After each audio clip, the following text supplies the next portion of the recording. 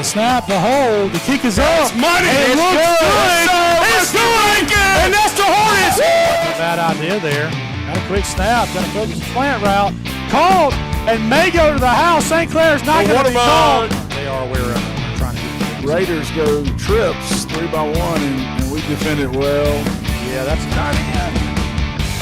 Threw it off his back foot again, There's the seam. Hardy with the catch for us. One set. Quick shot again. She's going to be he took it away from him. Took the ball away. The Raiders.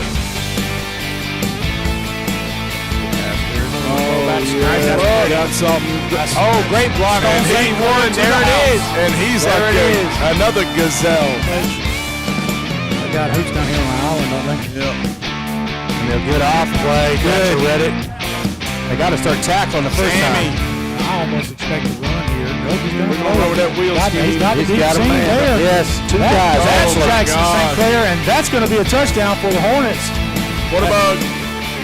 He got a wheel at the sideline. He's got his route. Oh, but he likes the post, and he's got Trey Hardy, and he's going to the house on the skinny post. Look at our pants. Got a little false start. They didn't throw the flag. Handoff goes. Mason, he's fast. Mason Eason. Yep. Speed. Big run around the end. Met cuts inside. Throwing his feet down inside the Taking a shot. Got him. He can get there. Right back at him. There we go. Mason Eason on the catch from Braden Gay. What a throw. To the house. Wow. Peter Hash does not have legs. Yep, there he goes. There he goes. Just there again. There it is. Makes the catch. St. Clair makes a man miss. He's going to score, I believe. He does, Coach. We got to catch out of negative play here, which is going to be big for the defense. For this one. Oh, ball, get down. There it is. There it is. And they Suggs comes out in a two-bag set, trying to run a little run back sweep, and he has nowhere to go. Brace a couple of tackles, but the Hornets are rallying to the ball. Ball on the 24-yard line coming out, 1st and 10. A little slant route. Good move by Easton there. Two good moves. It almost broke free there. Now they're going to a trip set. Oh, I love it. Deep shot. He's got it. Easton. Yes, sir. That's the catch. Easton's going to be tackled on about it. What a nice kick. What? Run it. Oh, that'll work too. Yeah. This is a guy who needs Thatcher Reddick, Wynn Hoots, and Jackson St. Clair at corner with And we blocked Hunter one. Massey. Hornets get the front block. It's going to roll to the back of the end. There's the stacked win she was talking about. And water bug. it's Jackson St. Clair on the run. I don't know that they're going to catch him. They got a chance to. They're running down, but I think he's in. Sorry. We got a man right there. Yes, sir. Oh, yeah. Yes, Coach sir. Wright. You ain't catching him. No, sir. No. That's big time. Big time. Blitz there on the Cavaliers. Yeah, it looked like the screen Trying to game. set up a screen. Oh, it's intercepted. Russ Holly. Get in there, Russ. A deep motion, the over motion there by the Hornets. That's just eye game. He wants the deep ball. He's got his man. And Yes, that's a sir. touchdown. Staying on the quarterback. Oh, everybody was tired. Good job behind the We kind Fourth of. and 6. A little screen. nice. Maybe. That guy's got some There you speed. go. That's He six, got baby. You ain't stopping that. Good Yeah, block. what a block. That's a great block. What Yep. Downhill they come again. Ball Ball is loose, and I think the Hornets may have. situation. He's going to take a shot deep. Chuck it deep. They better be careful. It's They better be intercepted by careful. Brock Johnson after the tip. Johnson running the ball, needs to get out of bounds, got a penalty. Jumped over the top, touchdown.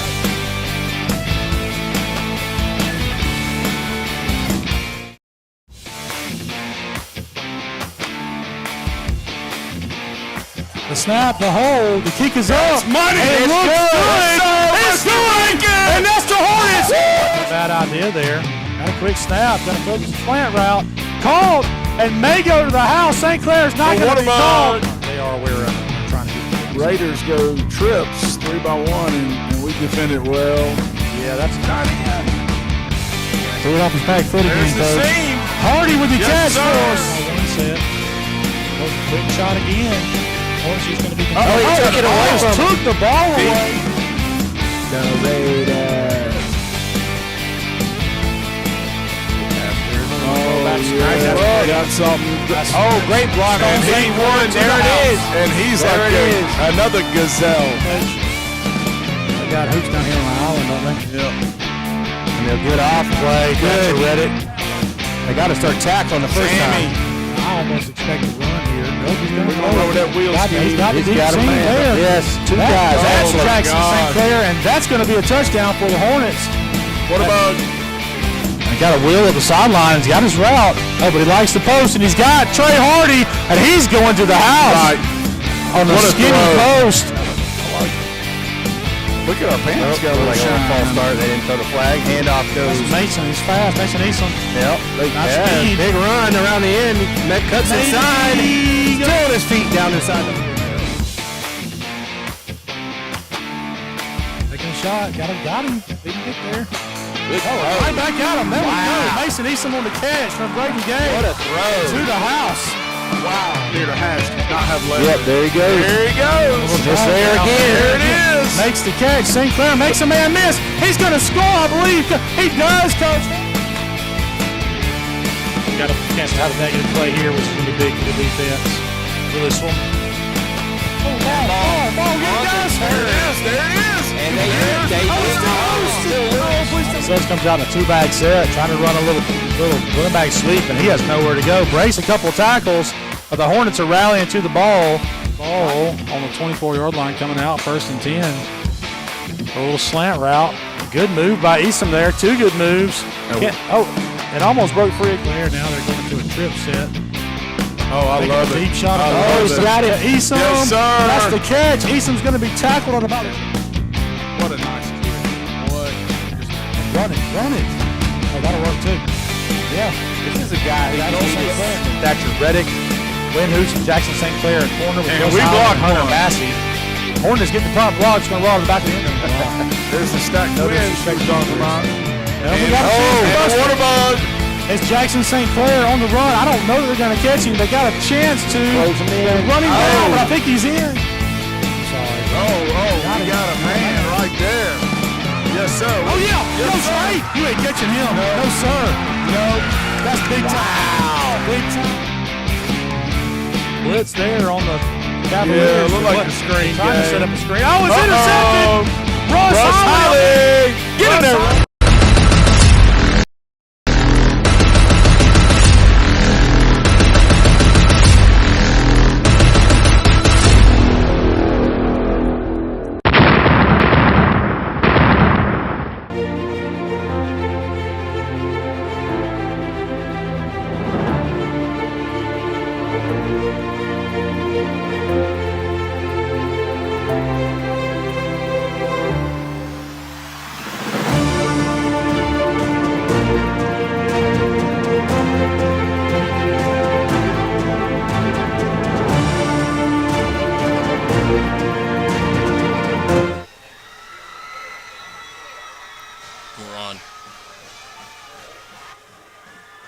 Good evening and welcome to the Hornets Nest for tonight's football matchup here on Mid-Georgia Sports Network between your Westfield School Hornets and the Bleckley County Royals.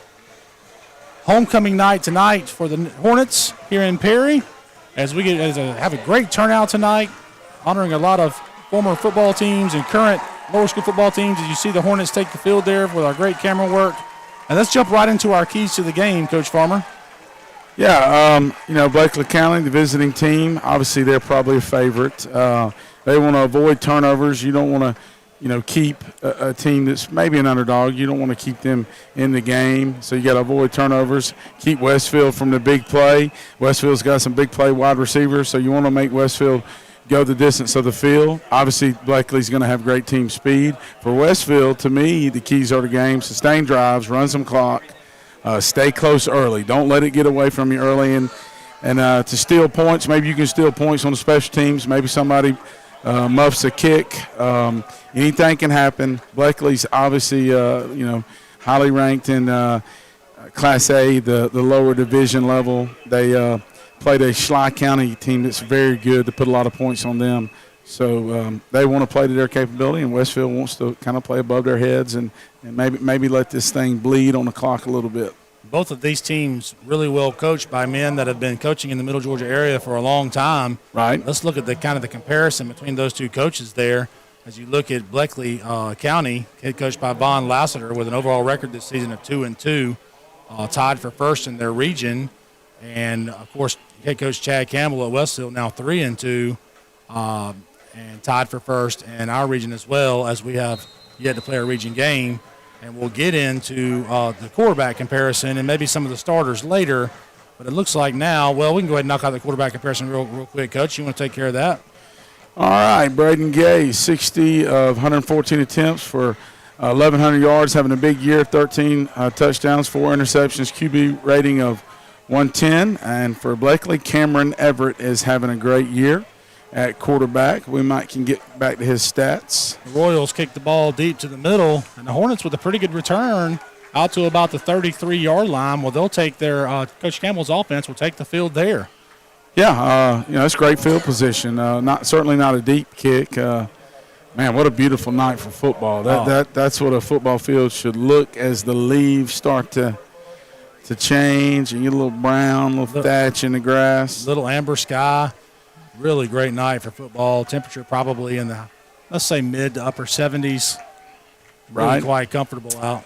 So Bleckley County is going to play some odd front. They're historically, a 3-3-5 team or 3-5 team. Right there's a little odd front. Little quick pass. And that's backwards. It was a great job to catch the ball by Esom, I believe, and that could have been a late hit. It wasn't called, but really a good job making something out of nothing there with the ball being behind him. On the replay, we go kind of some tail motion behind. It wasn't the back, but that was a very athletic catch by Mason Esom. Sure was. I kind of feel like, and I know we've talked about this, Coach Fowler, I feel like we're settling into a little identity offensively as this year goes along. That's going to serve us well down the stretch. I agree. Little pro set there by the Hornets with the tight to the right, the Twins to the left. Gay's going to drop the pass, looking to take a shot. Throws it where only his man can get it. There was some feet entanglement there, but the ball was probably a little overthrown, so that's probably a fair no call there. That's going to bring up a 3rd and 8 for the Hornets. One thing about Coach Campbell's offense, there are some exotic sets. That's kind of a word everybody wants to throw around now, but, it is. It's eye candy. It's motion. That scheme was well devised by our staff. We had leverage. We've got a Royal defender down, the young man that defended the pass play there. They tried to kind of stay up and stay through it, and his teammate eventually just pushed him to the ground and said, get down so you can get out of the game. His name is Iverson Baker. A 12th grade defensive back. Certainly hope that young man is okay. I wonder while we've got a minute, Coach, go ahead. Let me look at the offensive starters for the Hornets. As we'll get those up on your screen, you see the quarterback there, Braden Gay. We've already talked about Nick Free at running back, along with Jackson Hare in the backfield, Jackson St. Clair, Mason Esom playing receiver. You've got Trey Hardy at tight end. Your linemen from left to right would be William Stringer, Matthew Powers, Wilt Leonard, Will McLean, and Rigdon McCall. I don't know if we have Bleckley's. We do. How about that? On cue. So across the front, you've got your 5-man front, we got a 4-man front here, but either way, there's some interchangeability between outside linebacker and defensive end. Jamari Elvin, Camarius Pasby, Shane Knighton, Jacob Grant, Rodriguez Flagg.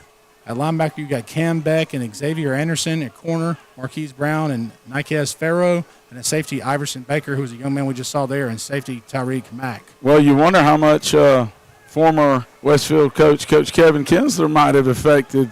I know they used to play some 5-man front, but Coach Kinsler is a 4-man front guy, and he coaches their D-line, and they are in some even front principles. Oh, got a sack, and that ball is loose, unfortunately, and I think Bleckley County is going to have the ball. Yeah, he's got to get rid of that, and that's what you're trying to avoid that right there when you're the underdog. Hornets trying to set up some quick little pump action and little pump and go. And you could just feel that he held that ball for a long time. He did. Brett, I don't know if we got a replay on that. I know 64 was the man that fell on it. Yeah, I'm trying to get that going here, but unfortunately don't have it right now. So Jamari Elvin was the gentleman that the play for the Royal that recovered the fumble, but the big hit coming from pressure. So that's going to set Bleckley up with great field position at the 15-yard line going in. All right, here it is. That was number. Good pursuit from the backside by Neil O'Brien. Yeah, and Russ Holly coming downhill. Bleckley immediately trying to take advantage with their speed, but throw it into the boundary allowed the Hornets to rally to the football. That's going to bring up 2nd and 8 for the Royals. It was a number in the 30s, so I don't know who it was for Bleckley that had the big hit. Little downhill run, tries to bounce it, gets the edge, makes a man miss, and I believe tumbles into the end zone. Yeah, he does for a touchdown. That's number 6, I believe. Rod Flagg, a senior. Rod Flagg, senior for the Royals, scores on the touchdown. And they quickly convert after the turnover by the Hornets, and the turnover is something that the Hornets just can't afford to do. Can't. And you can't do it deep in your own territory. Just, like, I wonder what kind of, if there was a pressure package or somebody. I just think they had an extra guy, and we might not have had enough to block them. As the Royals line up the extra point, the kick is up and good. And the Royals take a 7-0 lead early here in the contest. 10 minutes and 20 seconds. 39, Ford Childers kicking that extra point. Important here for the Hornets to get the kickoff and really kind of run some clock and possess the ball.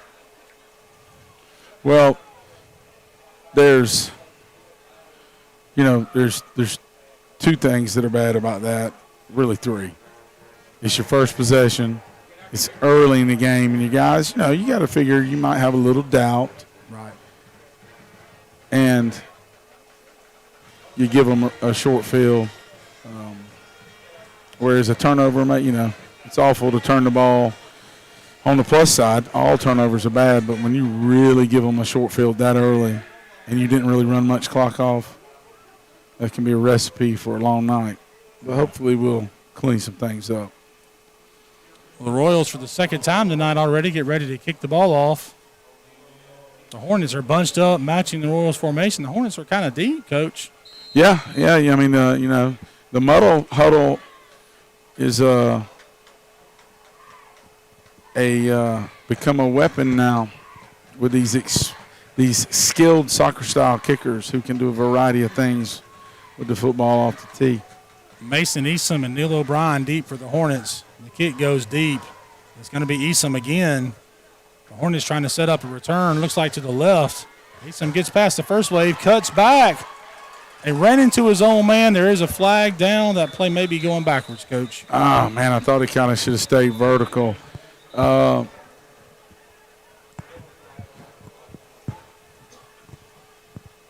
Bleckley, obviously they're talented, but their kickoff team is kind of, there's been some seams. I thought so too. I thought we were kind of a man away both times from breaking the law. I mean, but you never know how they personneled it for this game. Sometimes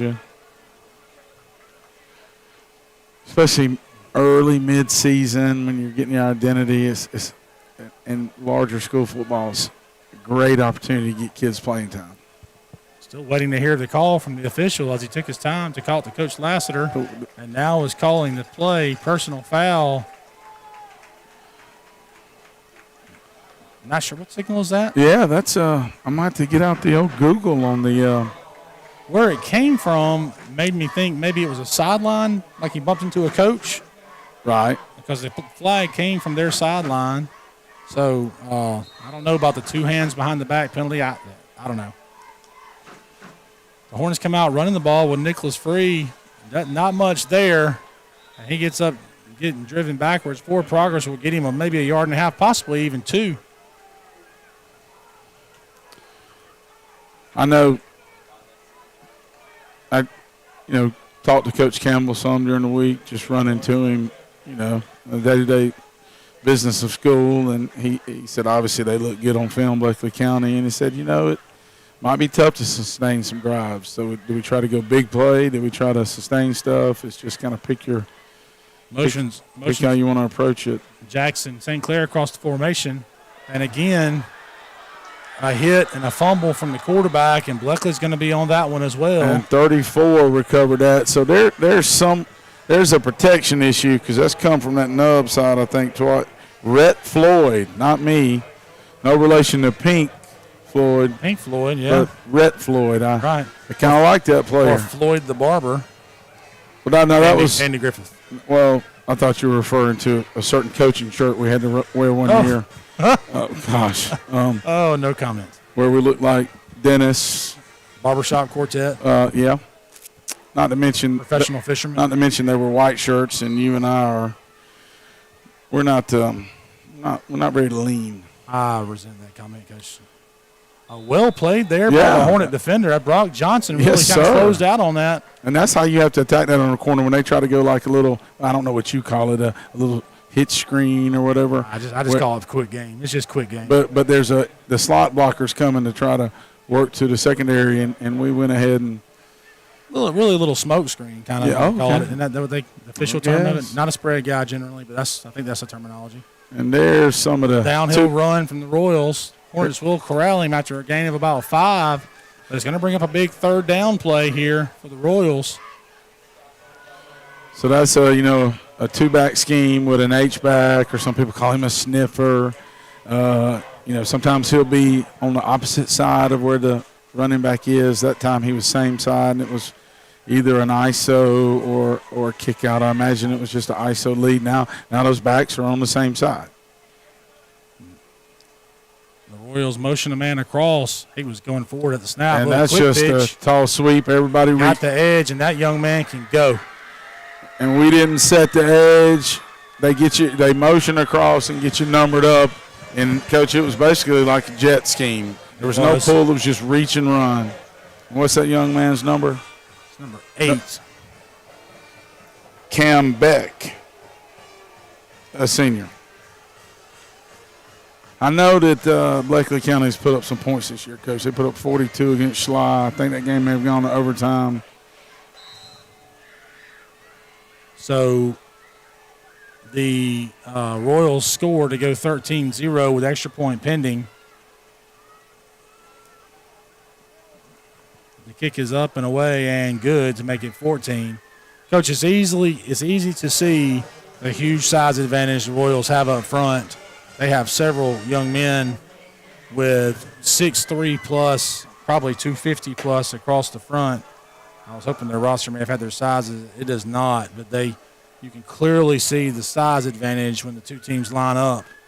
So you'd have to imagine the Hornets would really have to struggle with getting bodies to the ball to make tackles in the run game. Yeah, and that was to the boundary. And he got normally you have to really cut back hard against the grain. He got vertical in a hurry and was parallel with the sideline, which tells me, our level 1 edge player probably got reached pretty good. And you gotta fight hat across hat as a defensive lineman. I heard a coach one time say football is nothing but hat placement. Right. Get your hat on the appropriate side. Well, clearly now we're desperately in need of a sustained drive here to at least flip the field, burn some clock. With not even barely 3 minutes run off the clock, already be down 2 scores. Clearly not the way you envisioned it going for the Hornets, but a lot of fight in this team. They'll stay in the battle, so to speak. And they were clearly offsides. They didn't get a call. Eason with another chance to return a kick. Got the edge. One man to beat. Cuts back. I just think he's got to trust his speed. Don't you think he gets more yards than he got there trying to cut back? I mean, I thought he had it's a great return. Is that a case where Bleckley County's kicker's out kicking his coverage? Because they're slow to get down there. Could be, and they got a head start. And obviously they're not a slow football team. No, they're a lot quicker than we normally see for sure. But that gives the starting field position of 39-yard line for the Hornets. We had good field position every possession. And interestingly, although I do see some decent size, their D tackle nose guard number 4 is a big young man, but Really, most of their size they say for their offensive line. I mean, They're choosing speed. The end down here to us, and his numbers in the 20s, he is light. Thatcher Redding motions across the formation, going to go to a quarterback run here, and nothing doing there for the Hornets. May have even lost a yard. 34 in on the play, the gentleman that recovered the fumble. 6. Rod flag. How many guys are the Royals playing both ways? Seems like it might be several, Coach. Well, it's not many up front, I can tell you that. Right. 4 is a big old boy, isn't it? A lot of, as you'd expect from a bigger school. You're going to like this name, Coach. Number 4's name, Tug Pasby. Ooh, sounds like a nose tackle. Or it could be the long A, Pasby. I'm going to go with Pasby. But he's no Patsy. Nope, he is not. 2nd and 10 for the Hornets.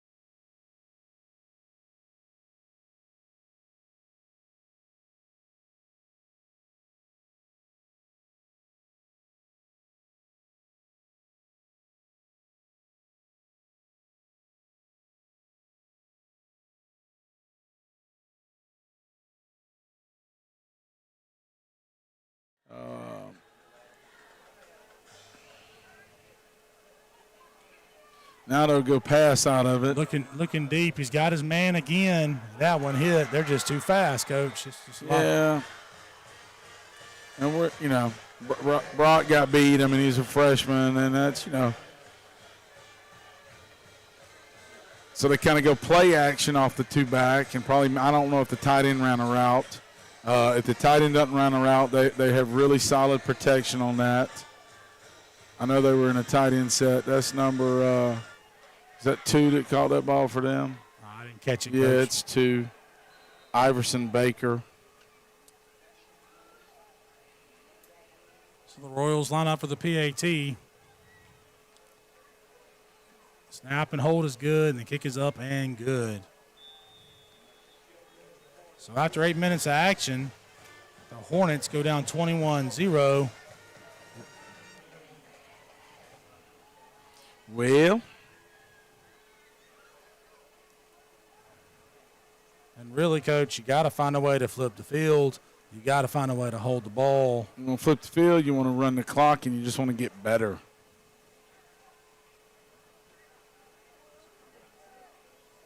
And if that means you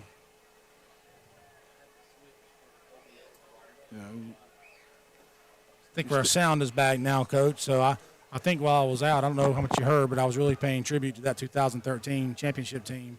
Right. Seems like the sound might have been out, so I want to make sure they get their mention. What a great opportunity I had to hang out with them in pregame and then be recognized, not me, the team, right. before the game. And just a great bunch of guys, all grown up now, families. And some great mustaches, kind of. So a couple of Some really hipsters. good. There's some hipsters in the group. There was a Spencer Strider lookalike down there. They're, Connor Colton. There's some hipsters for sure. I wasn't here until the next year, and that team was fortunate enough to win it.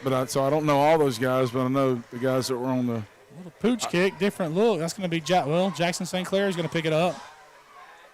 And still get good yardage out to the 40-yard line. I don't know if Bleckley's overrunning it, but I'm not, you'd say thanks Nostradamus, but for Bleckley to go deep in single A public school, they're going to have to clean that up, Yep. and their coaches would say that. It looks like they're kind of overrunning Took the it. words out of my mouth, Coach, for a team that looks so good on offense and defense.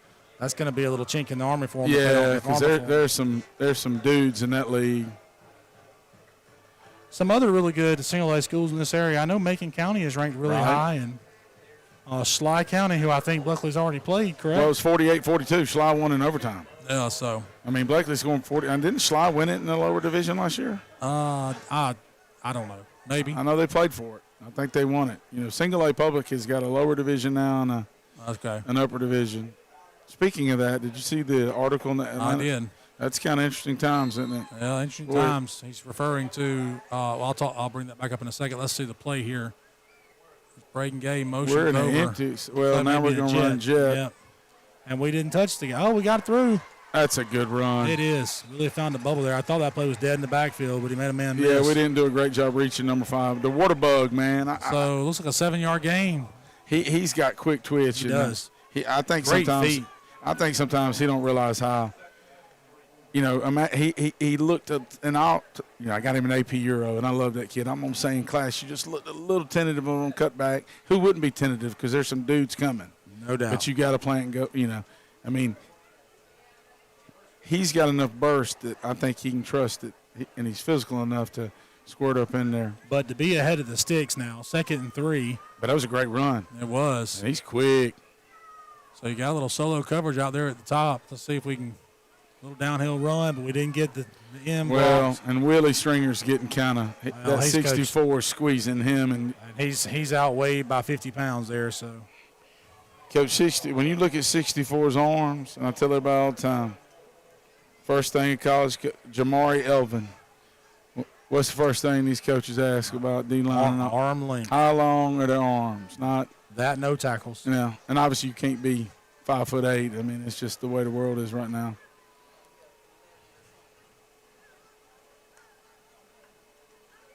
Braden Gay with time this time.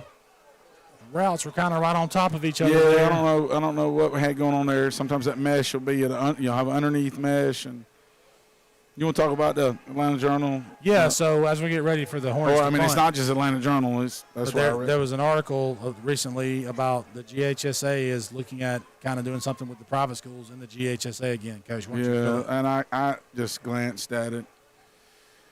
I didn't interpret it. Is it saying a class again for every class up to? It almost read like A through 3A all together private. Right. I couldn't understand that. Snap. Johnson fields it and gets it away and gets off a great kick. What about that? But and it's that a turned returnable over. kick. That's a block in the back. Didn't get called, but we're going to make the play. That's a great kick from Johnson. And a flag comes here. Yeah, that's probably going to be a sideline warning for us saying, hey, that's a block in the back. Well, it was. But anyway, back to the story there from the GHSA. So talking to surely it wouldn't be three classes together. I still interpret. Yeah, it's odd, but it's a situation where the GIAA, our league, may benefit from that if they go ahead with that decision. In that, some of these smaller privates that would be large privates for us would be in our highest classification. They may see it as, hey, we can't play against the Benedictines and the Marises and the Westminster or whoever. So they may decide to possibly, hypothetically, consider coming over to our league. And it was a motion, right? It's the executive. Right. It wasn't. It's nothing that's an imminent move or anything like that. So the flag actually was on Bleckley County. Oh, wow. I don't know what the call was from. It kind of looked weird because it was right in front of them. But well, that's the best field position our defense has had. That's right. So maybe we can get a stop here and get the ball back and may have a chance to do something with it. Boy, look how wide those slot, the Twins out there are. Just doing a good job. We're there, Coach, but he just does a good job of kind of crawling out. And we got to tackle better. We do. We're kind of over. Dean needs to be a little more inside out. So what should have been maybe a 1 yard gain turns into 5 or maybe even 4. But so 2nd down and 5, we'll call it. And you can really, now that we're on this end, Coach, get a better look and see, at least from our point of view, how much bigger their offensive line is than our defensive line. Again, just space to run, trying to get to the corner. Good play there by Johnson to bring him down, but it's not after about a 9 yard gain. Another first down for the Royals. And that bounces. If you look at the replay, we don't really set an edge. I don't know if it's how it was blocked, but it bounces. And I say set the edge. That's some of that terminology is different from defense to defense. Another quick pass there from the Royals.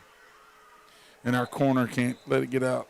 His outside arm. Massey over to make the play, but only after a gain of 12. So those wide receiver screens and stuff like that is tough. I mean, think about Brian Johnson as a freshman. He's fitting up, and there's pretty athletic guys blocking him. He's trying to. And, Coach, those guys. There's the same thing. Those guys see it as a run play. Yeah, it's a run play.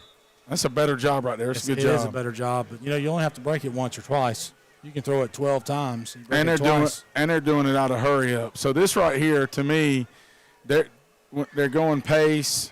I've heard it. Coach Jones should say NASCAR. Right. They're trying to, their depth. They're trying to use their depth, and that's clear. They wants to take a shot. They short you. Decide to pull it. And he's fast. Yep, he's going to score. That's the quarterback on the scramble. Kind of a broken play. Good job covering down the field from the Hornets. Scramble drill, they get you tired. They go play, get your secondary tired, and then make your secondary have to cover the deep ball. Then you got it covered, and then they scramble. Right, and we just don't have anybody in our front seven that's fast enough to keep up with 14. Cam Everett can really run. Yeah, he, when you see those long, I call it knee to ankle as long, and those little bitty ankles, probably going to outrun you. Well, the kick is up, and I think that's good. He drifted a little right on that one, but it was. So 28-0 now as we approach the end of the first quarter. And we'll stay here and take a break at the quarter break. So 50 seconds or so left. So we'll get to see the kick return team again, Coach, and see if Bleckley decides to do anything different. Well, I'm sure they're probably subbing some too. And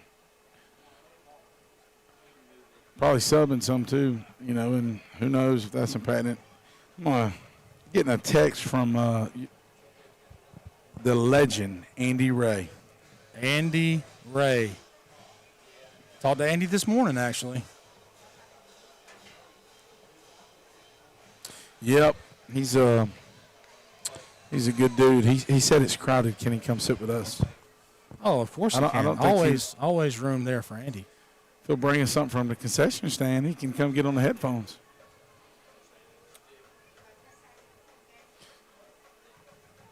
So you see we've crept up a little bit, Coach. I do see that, yeah. So now they've moved, and see if they'll go back with the pooch or if they'll try to kick it deep again. He's got a shorter run-up. And there is the pooch. A little better kick this time, though. See, they're bunched up, it looks a little bit. They got some younger guys on that kickoff team. About like it seems like it's come out to about the 33, 35 every time. So again, about the 34-yard line. I say that. I don't think I've called out a sophomore yet for Bleckley. It's all juniors and seniors in terms of making plays. Well, they've got a lot of kids on the sideline. Well, hey, guess what? Tug, this is scary. Tug Pasby, the number 4, the big D lineman, sophomore. Oof. According to the roster. Oof. Sophomore. Not good. Not good. Not good for opponents of the Royales. A Royale with cheese. Royale with cheese. Pulp Fiction. Pulp Fiction Yeah, reference. for sure. A little early in the night for the Pulp Fiction reference. I mean, nobody said anything about a nightcap or. The clock's running, so that's weird. Did we get? Must be by design. And St. St. Clair trying to make something happen, but the Royals are flowing to the football. Yeah, 34 flowing. And I assume that's going to wrap up the first quarter there. And number 8, 34 is Rhett Floyd.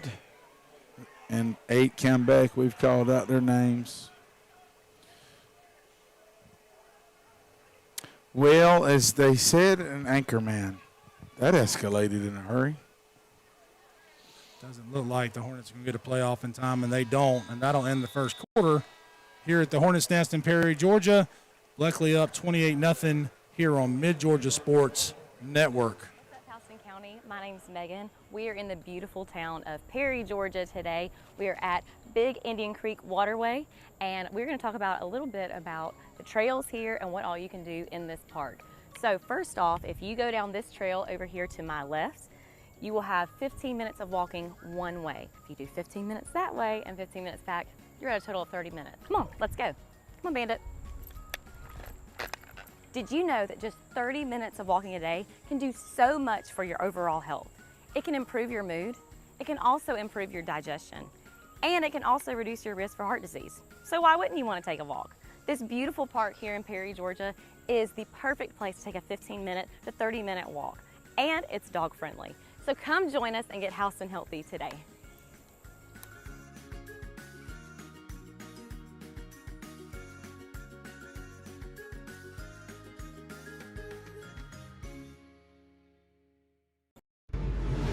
Together. Athletic. Friendships. Welcome back to Perry and the Hornets Nest. As we have a little bit of a delay. Oh, the chains aren't set yet. So start here the second quarter as the Hornets are down early to the Bleckley County Royals. The Hornets have I'm stepping all over Coach Farmer's feet here. That's all right. No, we're not dancing. 2nd and 12 for the Hornets. You can dance if you want to. Gay looks to pass, takes the deep shot. Oh, I love that. I thought that was pass interference, actually. I thought he had him hooked on the backside, too. And I thought it was a catchable ball. I thought it was pass interference because that hand went on the left shoulder. I love that scheme. It's great design. And, Coach, here's the thing. I was thinking about this during the break. Clearly Hornets are quite a bit outmatched tonight personnel-wise. Just they have more kids to choose from. But anyway, we're a young team. We know that. But Coach, after playing a team like this, the teams that we've played down the road shouldn't be intimidating to us at all. Looks like Coach Campbell is going to get a timeout. Yeah, we did. They may have agreed to some type of mercy.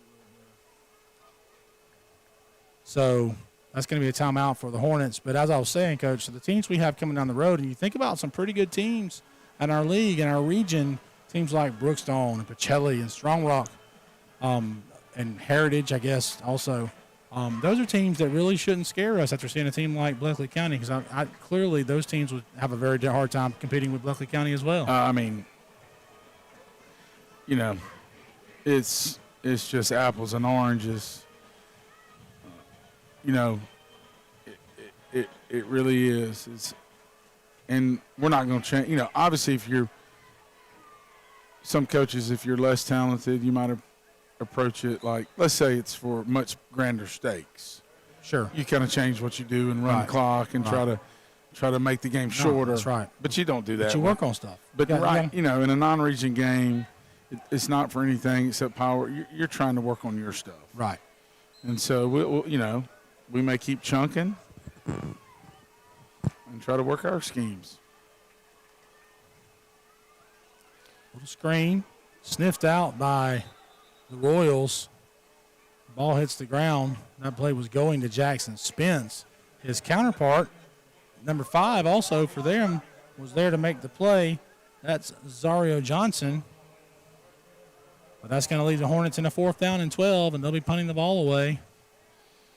And again, Coach, it's going to be tough to get off this side of the field. Well, let's see if Brock can. Well, it's going to be hard to top that last kick. He really turned that one over and had a good kick.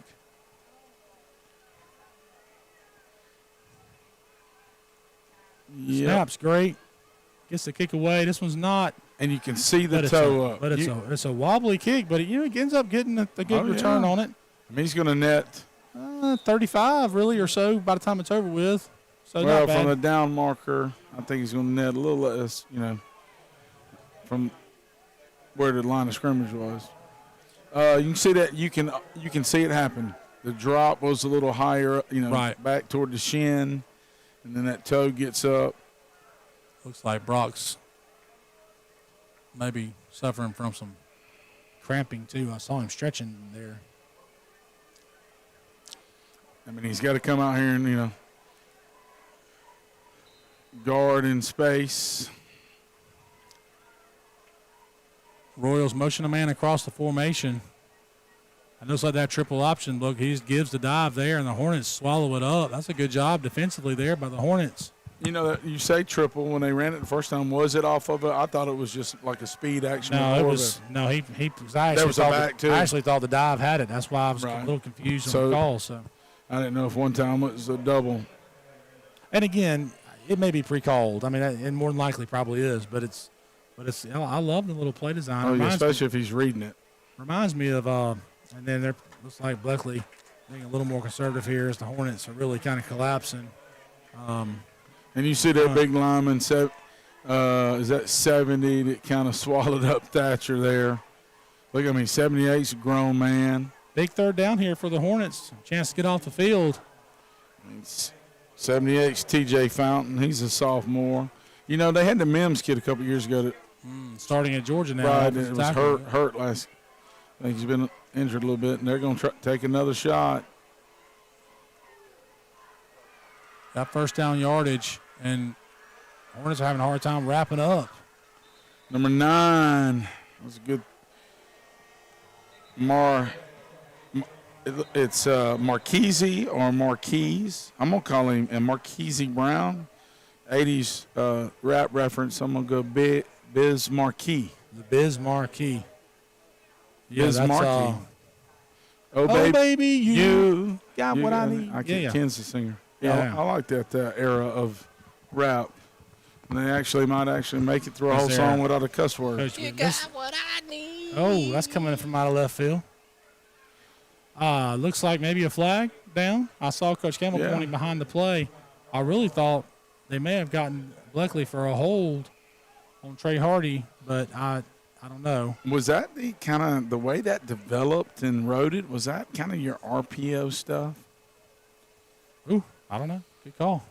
You mentioned it ended up being a scramble drill where he found an open man, but it may have started that way. You mentioned Brookstone. Mm-hmm.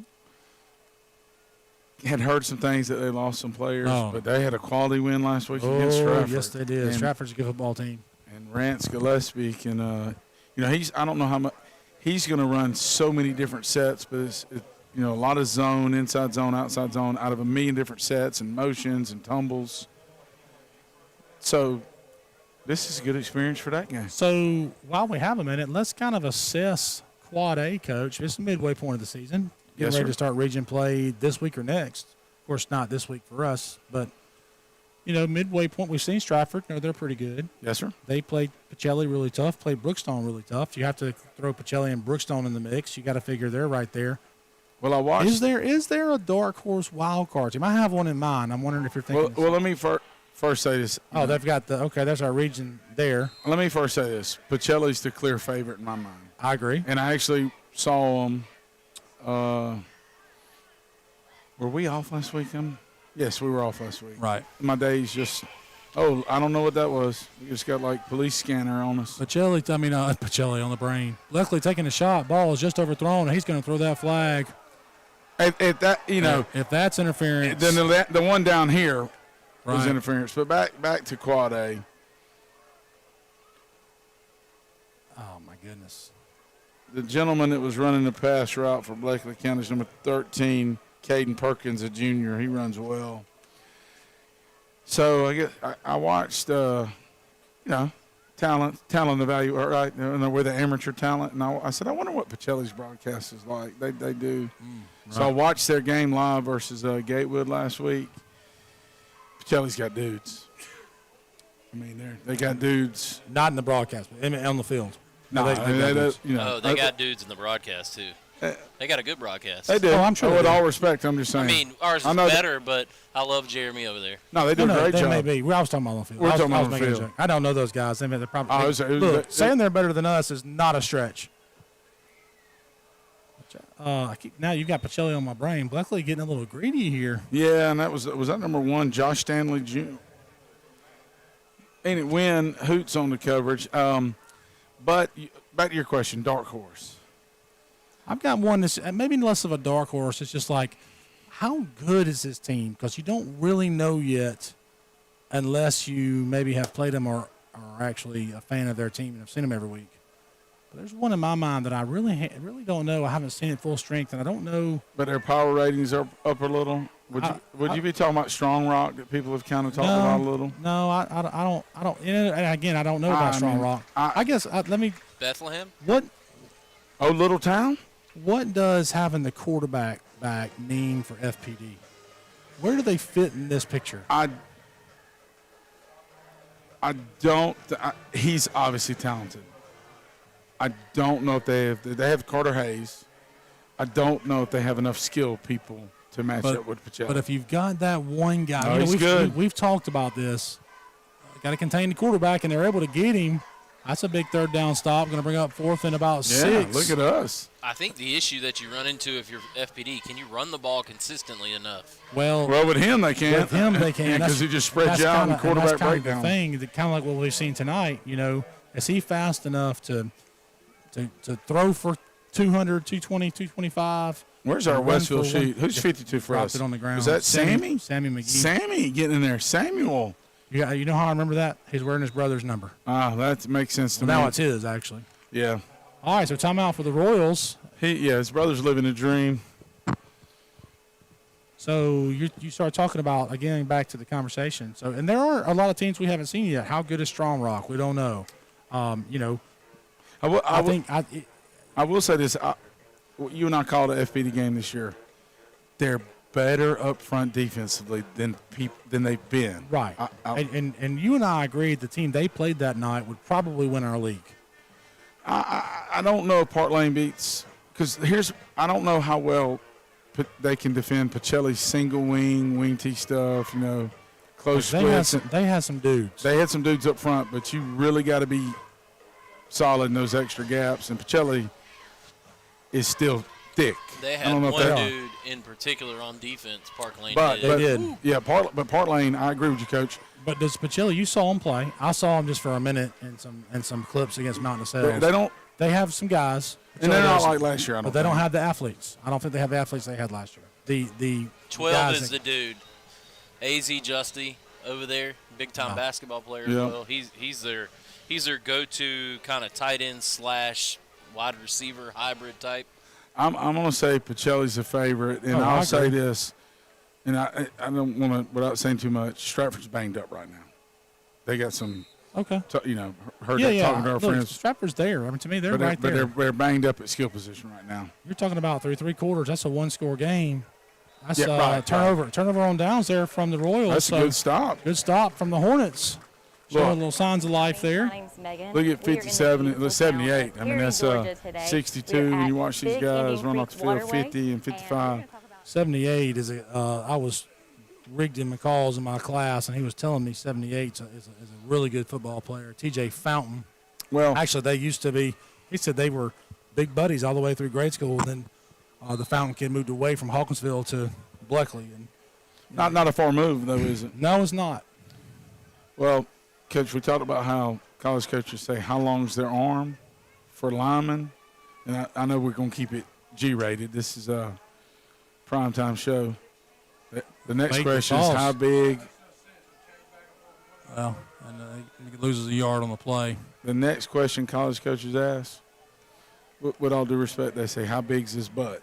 They do. Well, and For linemen. let's just How make it wide's his simple. butt? Right, because that's where your power comes from, your Right. lower half, and that indicates how much time you spent in the weight room. And there's some wide butts on that Bleckley County O-line and D-line, That's right. and which is a good thing. I mean, those guys are put together. And we've got some guys too, especially in our sir. league. So Yeah, and we're young. Oh, a little trick. double reverse, and the ball's on the ground, and the ball is loose, and Bleckley's going to end up getting it. And again, just Do you reckon it almost was Mason getting ready to throw a pass off the double reverse? You know, kind of took. I did see we had a man in the route. We had a man in the And it route. looked like for a second he took his eye off. He did.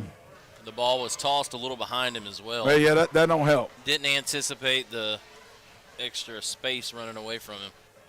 Coach Fowler's known for the old reverse. I don't know that I'm known for it, but sure. Well, who do we? So the Royals take their huddle on the sideline, and here they come out, led by their big offensive tackle. I'm having to look at him on the screen. I can't see to the right on my high def screen right here. Is Brett gonna be okay? Brett, are you okay if we're out of the camera? Yeah, man, you're good right now. I think We're not up. So the Royals line up in their little pro set. Bring a man across the formation. Going to run a little quick pitch, which we've seen already. Oh, he gets stuck. Yeah, look at us flowing. That was Brock Johnson, I believe it was, coming up and sticking the running back. Who's that number? 16, maybe? Couldn't catch that number. 16? looked like a little Les Miles special there on the quick pitch.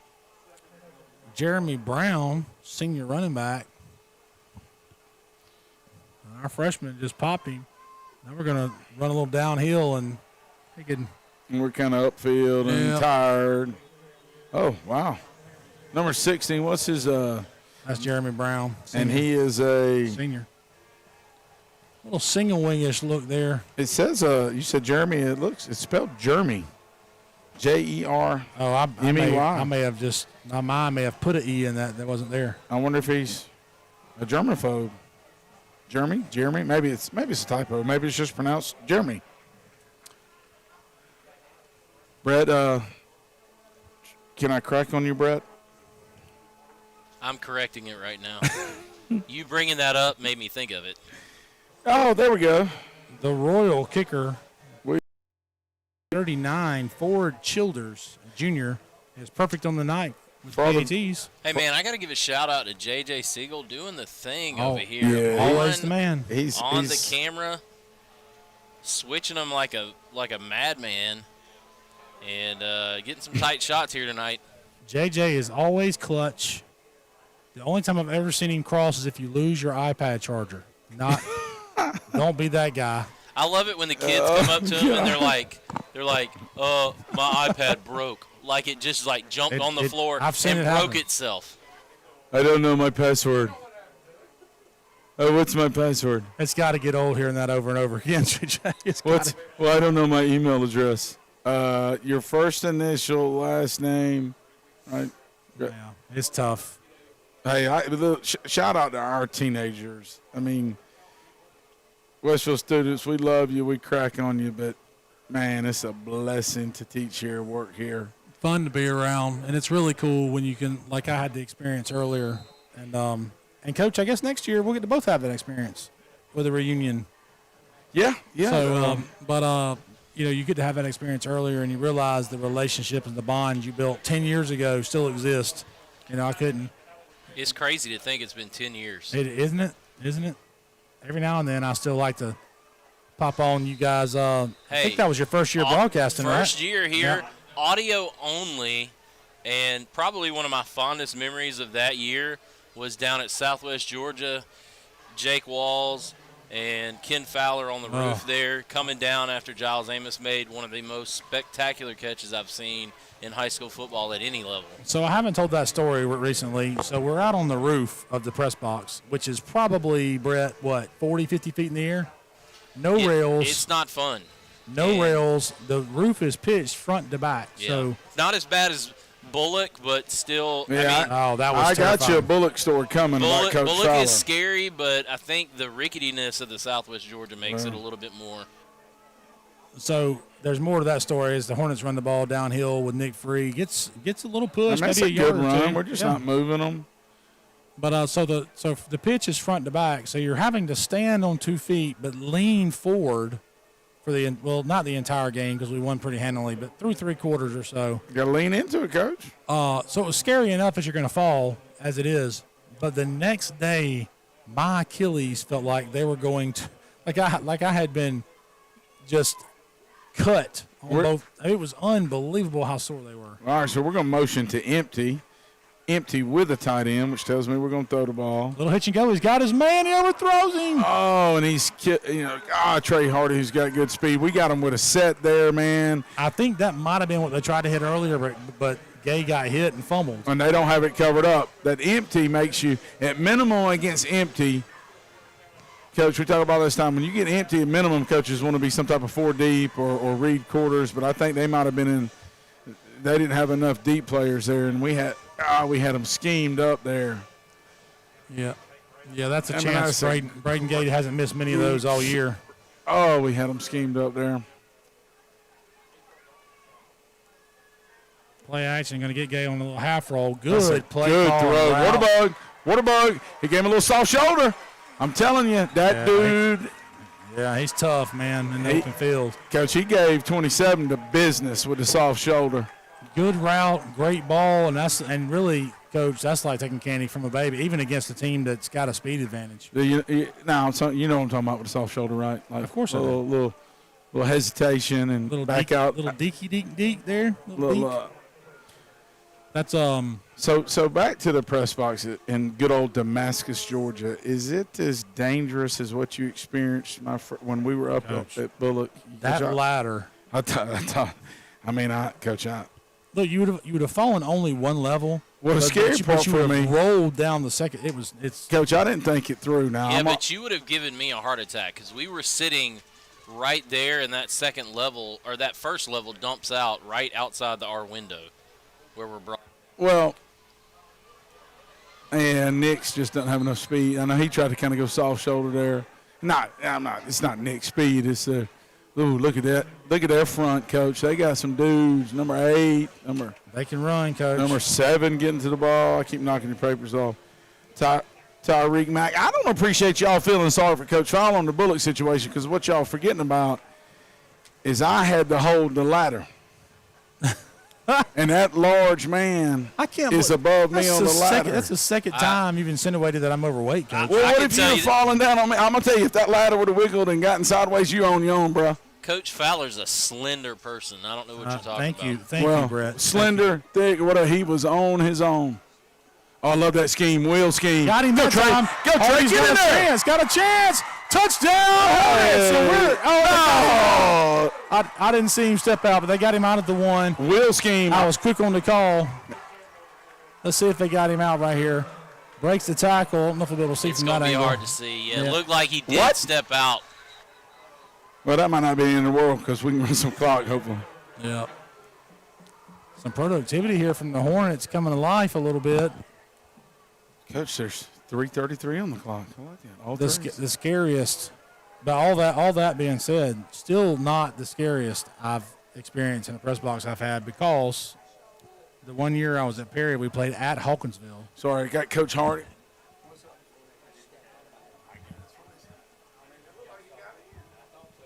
Yeah, Coach Brett Hardy's like us. He's like, I thought he got in. All right, go ahead. I think they're consulting. They're waving somebody. Well, let's talk about the scheme real quick. We got a That's a good scheme. We had a skinny post. we got an issue down here. I think they're calling the game administrator over. And that's why. Now, there's a flag down too. Well, who? So.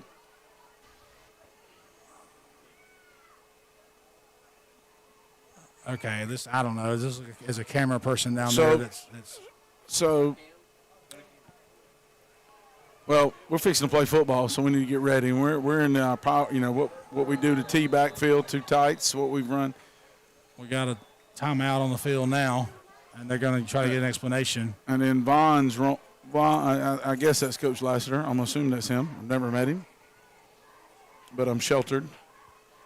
Joyce doesn't let me out much. So, Coach Fowler. So, scariest, Hawkinsville. At Hawkinsville, I was at Perry. We're playing at Hawkinsville. They have a box on their top of their guest bleachers, their visitor bleachers. And the last 8 feet you go up is a ladder, but there's no rails. And then straight to the right is about a 40-foot drop. Well, maybe you need to just avoid elevated structures. So now we have a stoppage on the field, and both teams are going to their sideline. I'm a little confused as to what's going on. Unless there's been a timeout called, and I haven't seen that official's timeout. Maybe a water break. Can I give this week's track plug? Yeah, go ahead. I was wondering when it was coming. You always say that. Trey Hardy. Speed, track guy. Trey Hardy runs track. I love that little scheme. We had a skinny and then him wheeling. I didn't watch the replay. Was he split out? Was it slot? Was he a tight end? But I love that. Hey, I'll cue it up real quick. Cue it up. Look at Wilt Leonard breaking the hole. Yeah. So Trey's at tight end there. We go skinny with Stone. So Stone was the flanker, and he ran a skinny post. I think it was did he run a skinny post or a curl? Because he pump faked Well, no, he looks like he's working vertical on the replay. Yeah, that's skinny. And it's rubbing off each I other. see that, yeah. I love that. Almost a pick play, almost a rub play. You can't call it pick play, right? Rub play. All right, now maybe ready for action. They have yet to blow it in, but they're about to. Here we go. And like you said, the Hornets in the old T formation. Traditionally, we run sneak out of this. Let's see if he's changed the way he runs it. He has, Coach. He goes low. He did better. And gets in Remember easily. game one against Deerfield? Yeah, I know. And he fumbled it against Southland one time. DeSales. It was DeSales, I think they called the fumble one, even though I'm not sure it was. But yeah, so I know the coaches were talking to him and about maybe going low. It's like Matthew Powers maybe a little shaken up, but he's okay. That's a good picture right there. Good camera work. Are we gonna? Brett, is what we're seeing on the screen what the people are seeing? Looks like we're going for two. Yeah, absolutely. Well, I think you see with that angle just how athletic some of these guys from Bleckley look. Got a good push up front there from Powers. Yeah, you talking about? I say going for two. They're not. They're actually going to kick. I was a little confused. I guess I forgot Braden Gay is the holder. Yeah, I'd like to throw out there apologies earlier. We had some major technical difficulties on the computer kick side. was up. It gets through. Yeah, that's in there. But everything seems to be going pretty well so far. So the camera guys are doing great tonight. Outstanding shots down on the field. Yeah, Aiden. We forgot Aiden chimed in earlier. It was kind of funny, and we heard you, Aiden. You were picking at us. He's kind of no, and I'm going to leave the press box thing alone. This is a positive thing, but we're spoiled here at Westfield because we have the nice enclosed double decker, and you're kind of, although it's open air out the front window, you're kind of hidden from the elements if it's raining, and so it's really nice kind of being here. And at calling the games, we're in the first level of the press box, which is even better. But a little breeze tonight, Coach. It couldn't be any better. It's comfortable. Man, it's football season. Little game day tomorrow. Look, the kids have been giving me grief all week. I'm a Duke fan. You know, obviously I pulled for Georgia football. Love Georgia football. Grew up, but I've always liked Duke. Yeah, I mean, jump and on that's where that game bandwagon. day is going to be. Oh yeah, I'm on the bandwagon. Bandwagon guy. And game day is going to be. You in, know, Bobby Hurley doesn't play football, right? That's fine. Riley Leonard plays football. Have you seen Duke's quarterback? Yeah, trust me, I know. How's Tech doing? Let's go, How's Tech doing? We're going to Hey, start talking ACC, Joe. Doing well now. Doing Oh, well. gosh. Hey, they got a big win this past weekend, didn't Tech they? and, They Tech did. can beat Duke. Wake You Forest guys- goes down. Look, Whatever. so you better be worried because Mike Elko's a candidate for the Michigan State job. Whatever. Rankin's kick, nice high deep kick. That's a great kick to cover. Got him hemmed in. Got to make the tackle, and they finally do. Dropping him at the 24-yard line. Great kick, great coverage from the Hornets. That'll play, Coach. I like it. Mason Eastham in there and Dean Massey, Russ Hiley. They got a lot of guys, playing on special teams too, man. You just want our guys to fight and get better, and I think they're doing that. I love our guys and how they carry themselves. Mr. Westfield, Coach. Just Yeah, looking out there. That's right, Dean Massey with the big Mr. Westfield. And, of course, exciting homecoming activities at halftime. We'll be crowning the homecoming queen for this year. Hey, I was here during the pep rally today. They were fired up, man. It was a cool little It deal. was. It was a good time. It's a great place. McCall's there but can't make the play, but he ends up kind of making the play for everybody else. So, Dean Massey in there, yeah, and Neil. Coach, I'm looking out there on the field right now, and just to kind of run through it, going from the front to the back, I see Junior. Sammy needs Sammy's a freshman. Sammy needs some help with the shoulder pads. Our guys got to watch a little more football. We got to give the proverbial NFL help here. Sammy's like, will somebody help me with my shoulder pad? Sophomore at linebacker. Dean Massey's a senior. You got freshman, junior in the defensive backfield. So a lot of guys that are going to be coming back for next year. Oh, excuse me. I called Win Hoots a junior. He's a freshman. So 3 freshmen out of the 11 on the field right now, 1 senior. That was Marcus Newsom on the catch, a senior for the new son. And it wasn't his shoulder pad. Sammy's like, help me with my sleeve. Sammy looks light against these guys, don't he, Coach? He does. Oh, they schemed us up. They did. And he's got some wheels. They took a bad angle. That's a great play by Brock Johnson. Saved the touchdown. Just great effort, great character play. Well, I don't want to say schemed us up. I mean, they, how about they athleted us up?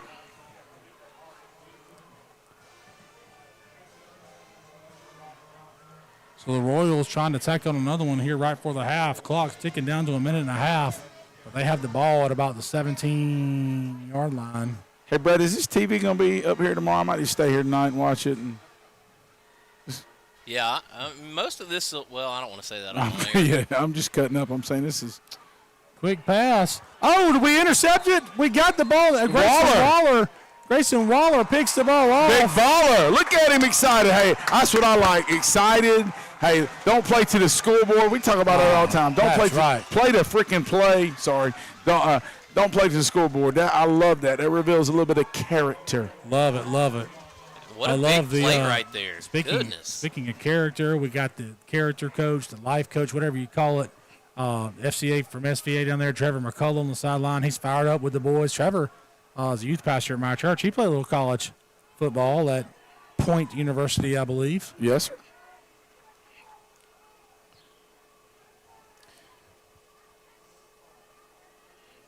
Maybe we can, 35-14 would sound good, wouldn't it? Oh, wouldn't it? We've got a little communication here with the white hat with Coach Campbell. Not sure what's going on there. This kind of reminds me of those TV commercials. Want to get away? For Jeopardy? I like Coach Fowler said, want to get away? I'm picking up what you're putting down, Coach. So now we got to have a conversation with Coach Lassiter. And these I think I've got a transmitter. I'm able to pick up some of the conversation. Translating. So we're thinking Waffle House after the game, Coach. Is that okay with you guys? All right, good. We'll see you there. Yep. So, who's up for an All-Star? yeah, the All-Star Special. There's a Maddie Holbert sighting in the press box. Hey, on this week's episode of My Favorite Holbert. Oh, Coach, that's strong words. On this week's episode of My Favorite Holbert. Speaking of Maddie Holbert, Coach, women's basketball right around the corner. About Lady Hornets getting fired up to get started. Maddie Holbert going to be one of our basketball stars. And that's not. Braden Gay got pressured. 34, man. Because 34 is not big in stature, but he has made plays all night. He plays hard. You know why? Because his name's Rhett. He's a player. Oh, Aiden. That's fine, Aiden. You can meet me on my dunk goal tomorrow in North Macon.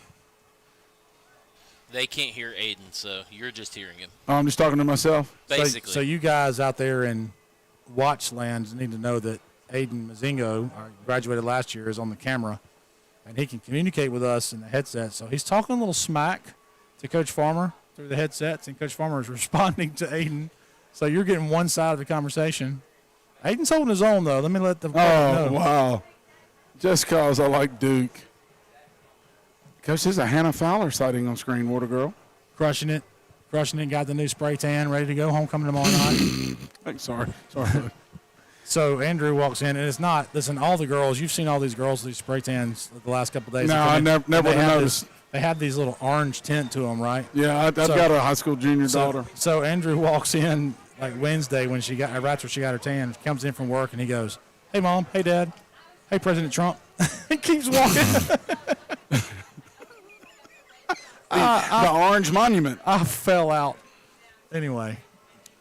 Yeah, Sarah will go a little tannage. Anyway, very excited for tomorrow. The girls get excited. My girls are excited. Huge. It's a huge night. Huge. It's going to be huge. So we getting a little 2x2 set. I like kind of a jack. It look like the double, almost a wing T with a gun. I mean, not wing, double. What Georgia Tech set out of the gun, Coach? A little flex bone. Getting delirious here, and I think we're kind of resigned to we're just going to run some clock. Don't we get the? We do not. We got to kick to them. We kick to them.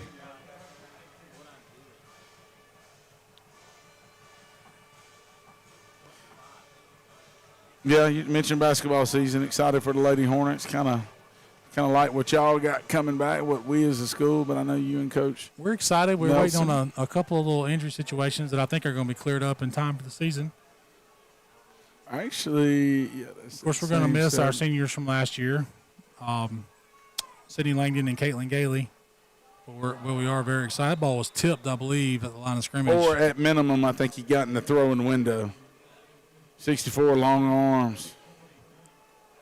And that'll leave the Hornets in a punting situation from deep in their own territory with just 19 seconds left in the half. So here, Coach, you just want to get the ball kicked away. Yeah, you're avoiding a late end of the half disaster. You know, good snap, get it away, and get to halftime with this score. Great snap. They bring pressure, though. The guy overran it. Gets the kick away, and it's going to be a 0 return, which is good. And they're going to run off. Let's see when they blow it. Well, Coach, we didn't protect. Down to 8 seconds, so one play maybe for the Royals. They could maybe throw a quick out and try a field goal. We did not protect that well. He actually had so much pressure that he overran at number 7. The gentleman that almost blocked that is Tyreek Mack.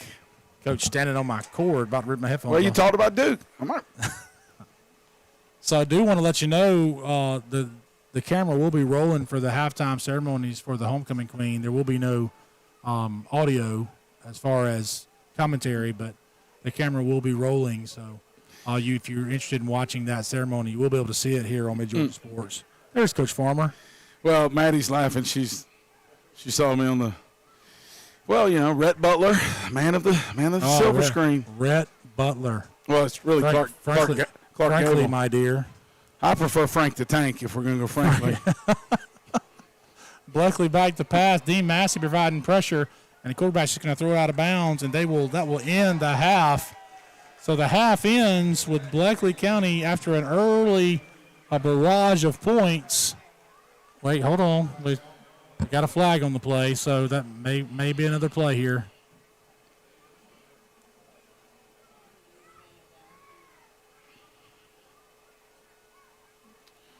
Whatever Aiden's saying, at this point, I'm glad it's not on the So it's on the offense, so it'll be declined. So that will end the half. So after the early barrage of points from Bleckley, actually, Coach, the second quarter ends in a 7-7 tie, but it's 35-7 overall. Bleckley on top of the Westfield Hornets. And we'll go to half here on Mid-Georgia Sports Network.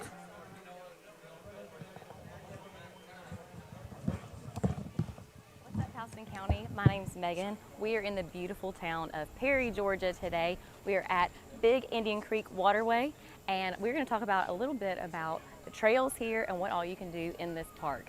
So first off, if you go down this trail over here to my left, you will have 15 minutes of walking one way. If you do 15 minutes that way and 15 minutes back, you're at a total of 30 minutes. Come on, let's go. Come on, Bandit. Did you know that just 30 minutes of walking a day can do so much for your overall health? It can improve your mood, it can also improve your digestion, and it can also reduce your risk for heart disease. So why wouldn't you want to take a walk? This beautiful park here in Perry, Georgia is the perfect place to take a 15-minute to 30-minute walk, and it's dog friendly. So come join us and get Houston healthy today.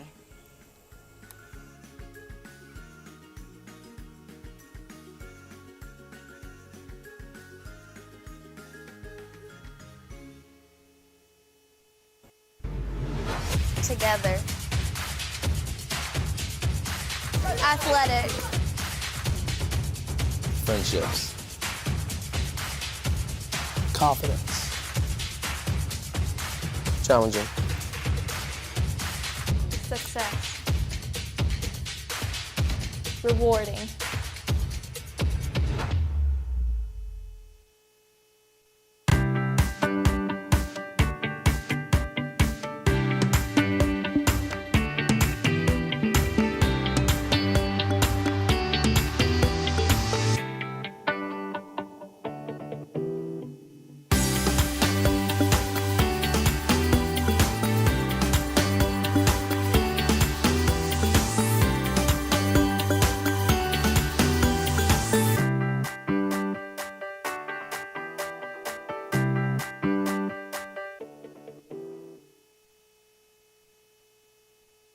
So what exactly is hashtag Houston Healthy?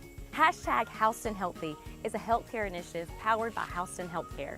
This initiative was created to enhance the overall health and well-being of our community. And here's how you can participate. Anytime you make a healthy choice, like eating a healthy meal, going to an exercise class, or just walking the dog, take a picture, preferably a selfie so we can see you. Upload it to your favorite social media platform and use the hashtag Houston Healthy. Let everyone know what you're doing to make Houston County a healthier and happier place to live. Remember, hashtag Houston Healthy. Healthier today for a better tomorrow. What's up, Houston County? It's Megan. Today we are at the Community Education Department at Houston Health Pavilion with the nurse manager, Miss Danielle Ray. We are here to learn a little bit more about Educare and what it has to offer. So Danielle, tell us a little bit about Educare and what it means and what you guys do here. So we are the part of the hospital that offers education classes to the community. So everything from chronic disease to childbirth to health maintenance, we're here to help the public. Wow, that's awesome. So what kind of classes do you guys offer here? So specifically, we try to help with chronic disease for people with heart failure and diabetes, but we also help with health promotion with things like hypertension, high cholesterol, high blood sugar, and to help people maintain good health with Healthy Living for Life classes and exercise classes. We also offer childbirth classes, which is fun for families starting out and wanting to start on a healthy path. That's awesome. So who are these classes available to? Is this community-wide? Is this specifically for people at Houston Healthcare? Who is that available to? Available to anybody. Most of them are free. You just call and register. The only one that requires a doctor's order is the diabetes comprehensive class, but everything else is open to anybody, anytime. We offer them monthly, and so you can sign up. Guys, you can go on to hhc.org, check out the events calendar, see what kind of classes they offer at Educare, how you can sign up, and how Educare can help you become hashtag Houston Healthy.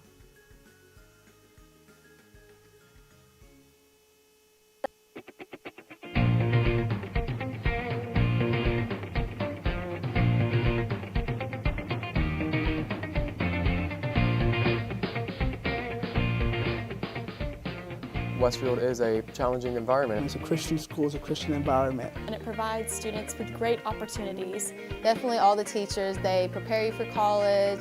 They help you with some problems that they'll give you some real life experiences that will help you with college.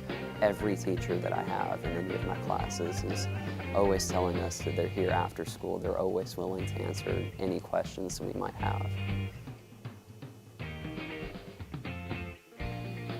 Westfield is a harder school, but it challenges you and it gets you ready for college. And I think Westfield gave me such a great Christian environment that I can actually have the freedom to express my faith. Westfield provides a lot of great opportunities for students to learn and for students to grow and for students to learn more about themselves.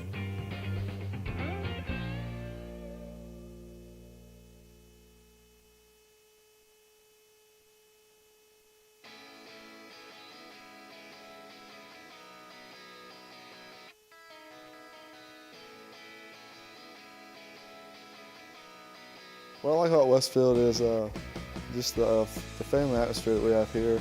The teachers are just great, the coaches are great. Even though I was not here when I started school, I came in and it was like everyone acted like I had been here the whole time. It's an environment where everyone just accepts you and wants to get to know you like they would have known you, like all of their friends that have been here since the beginning of grade school. I just like the atmosphere that you have here. Everybody, they truly care about you. Everyone in my grade, we're so close together. I think of them as my brothers and sisters almost, because they know me so well and I know them so well. I think the most important thing that happened to me when I spent my time in Westfield is that I actually become a Christian, and then I actually find my faith, and I think Westfield gave me such a great Christian environment that I can actually have the freedom to express my faith to.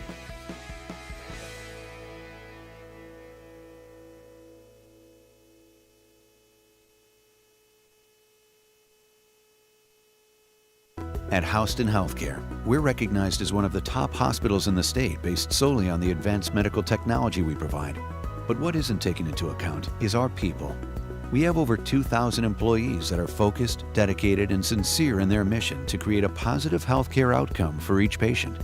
It just goes to show that maybe the most important aspect of great healthcare is the people who are taking care of you. And that just can't be measured. Houston Healthcare, advanced medical care, closer to home. I'm involved in a lot of extracurricular activities. I play football, baseball, basketball, and I run track. I love the contact sport. I love the ability to get my feelings and aggression out throughout the hard day or hard week out at practice. I was a part of the Westfield wrestling team when I was a freshman, and that's also the year when I played soccer. So it was been fun, and I'm going to play soccer again in my senior year, and hopefully I will probably be the captain of the soccer team. I enjoy just spending time with my teammates and getting to just rep the green and gold like everyone else has in the past. On Thursdays, we get to go out and with the football team, and we get our chaplain out there, and he does a great job. And I think on a Thursday that's great to do because it's a day before the game, and you get to think about God and just choices in life, and that's kind of what the game of football is like.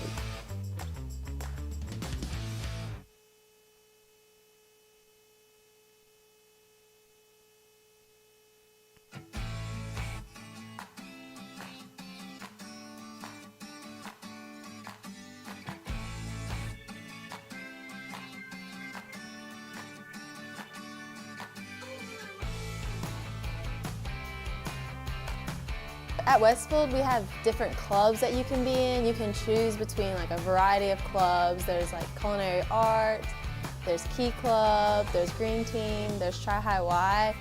I'm currently involved in theatrical productions at Westfield. I'm involved with the school's One Act and several plays like Prayer Club, and Tri High Y, and Key Club, and I also dance. For Christmas, we decorated Christmas trees, and we decorated door decorations for the nursing homes here in Perry. And we have also, I've gone and cleaned up some of the parks around Perry. Community service is definitely valued at Westfield. What's up, Houston County? My name's Megan. We are in the beautiful town of Perry, Georgia today. We are at Big Indian Creek Waterway, and we're going to talk about a little bit about the trails here and what all you can do in this park. So first off, if you go down this trail over here to my left, you will have 15 minutes of walking one way. If you do 15 minutes that way and 15 minutes back, you're at a total of 30 minutes. Come on, let's go. Come on, Bandit. Did you know that just 30 minutes of walking a day can do so much for your overall health? It can improve your mood, it can also improve your digestion, and it can also reduce your risk for heart disease. So why wouldn't you want to take a walk? This beautiful park here in Perry, Georgia is the perfect place to take a 15-minute to 30-minute walk, and it's dog friendly. So come join us and get Houston healthy today.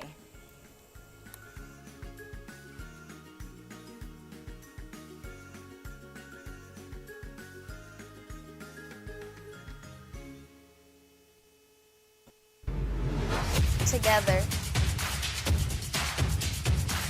Athletic. Friendships. Confidence. Challenging. Success. Rewarding.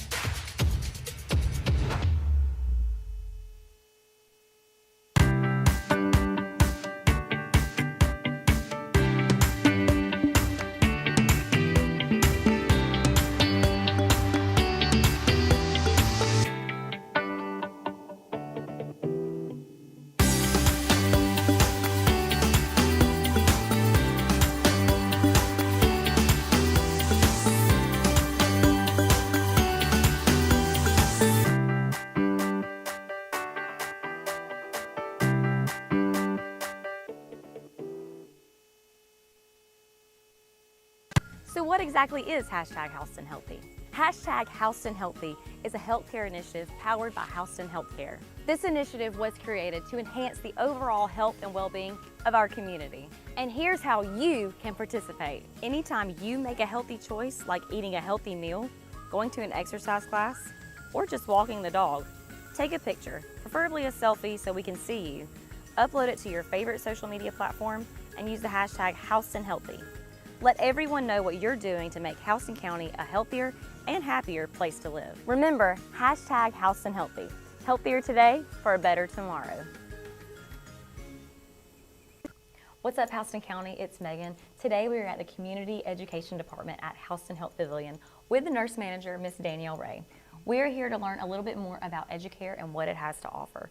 So Danielle, tell us a little bit about Educare and what it means and what you guys do here.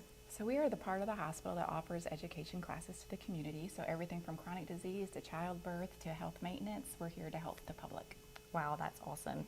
So what kind of classes do you guys offer here? So specifically, we try to help with chronic disease for people with heart failure and diabetes, but we also help with health promotion with things like hypertension, high cholesterol, high blood sugar, and to help people maintain good health with Healthy Living for Life classes and exercise classes.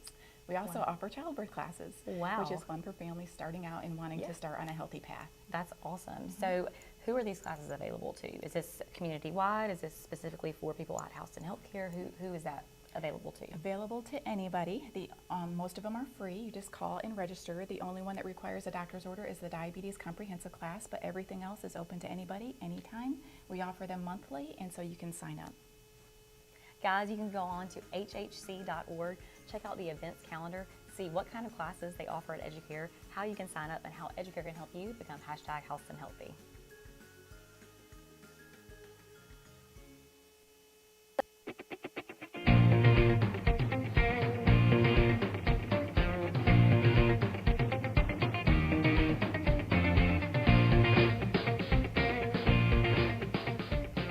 Westfield is a challenging environment. It's a Christian school, it's a Christian environment. And it provides students with great opportunities. Definitely all the teachers, they prepare you for college, they help you with some problems that they'll give you some real life experiences that will help you with college. Every teacher that I have in any of my classes is always telling us that they're here after school. They're always willing to answer any questions we might have.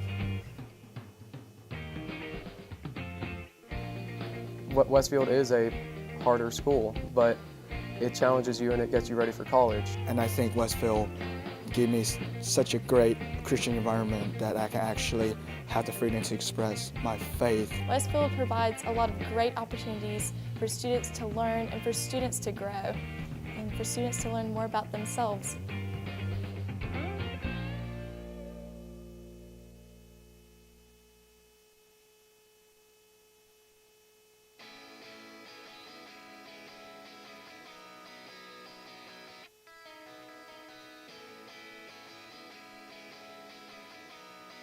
What I like about Westfield is just the family atmosphere that we have here. The teachers are just great, the coaches are great. Even though I was not here when I started school, I came in and it was like everyone acted like I had been here the whole time. It's an environment where everyone just accepts you and wants to get to know you like they would have known you, like all of their friends that have been here since the beginning of grade school. I just like the atmosphere that you have here. Everybody, they truly care about you. Everyone in my grade, we're so close together. I think of them as my brothers and sisters almost because they know me so well and I know them so well. I think the most important thing that happened to me when I spent my time in Westfield is that I actually become a Christian, and then I actually find my faith, and I think Westfield gave me such a great Christian environment that I can actually have the freedom to express my faith to.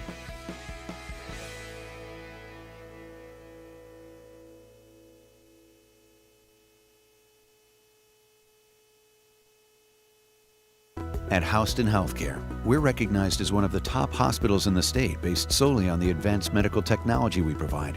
But what isn't taken into account is our people. We have over 2,000 employees that are focused, dedicated, and sincere in their mission to create a positive healthcare outcome for each patient. It just goes to show that maybe the most important aspect of great healthcare is the people who are taking care of you. And that just can't be measured. Houston Healthcare, advanced medical care, closer to home. I'm involved in a lot of extracurricular activities. I play football, baseball, basketball, and I run track. I love the contact sport. I love the ability to get my feelings and aggression out throughout the hard day or hard week out at practice. I was a part of the Westfield wrestling team when I was a freshman, and that's also the year when I played soccer.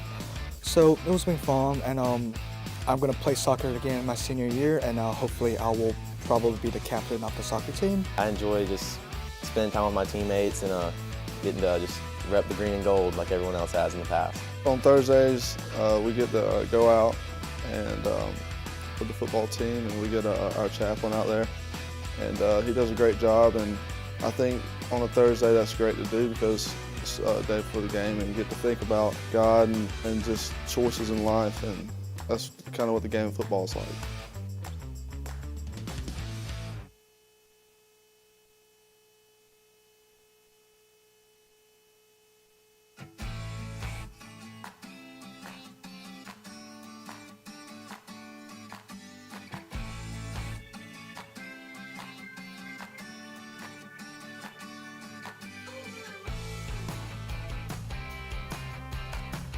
At Westfield, we have different clubs that you can be in. You can choose between like a variety of clubs. There's like culinary art, there's Key Club, there's Green Team, there's Tri High Y. I'm currently involved in theatrical productions at Westfield. I'm involved with the school's One Act and several plays like Prayer Club, and Tri High Y, and Key Club, and I also dance. For Christmas, we decorated Christmas trees, and we decorated door decorations for the nursing homes here in Perry. And we have also, I've gone and cleaned up some of the parks around Perry. Community service is definitely valued at Westfield. What's up, Houston County? My name's Megan. We are in the beautiful town of Perry, Georgia today. We are at Big Indian Creek Waterway, and we're going to talk about a little bit about the trails here and what all you can do in this park. So first off, if you go down this trail over here to my left, you will have 15 minutes of walking one way. If you do 15 minutes that way and 15 minutes back, you're at a total of 30 minutes. Come on, let's go. Come on, Bandit. Did you know that just 30 minutes of walking a day can do so much for your overall health? It can improve your mood, it can also improve your digestion, and it can also reduce your risk for heart disease. So why wouldn't you want to take a walk? This beautiful park here in Perry, Georgia is the perfect place to take a 15-minute to 30-minute walk, and it's dog friendly. So come join us and get house and healthy today.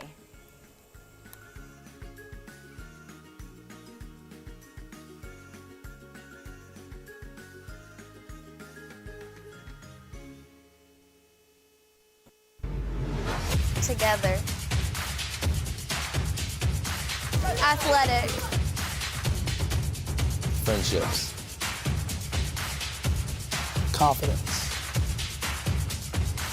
Challenging. Success. Rewarding.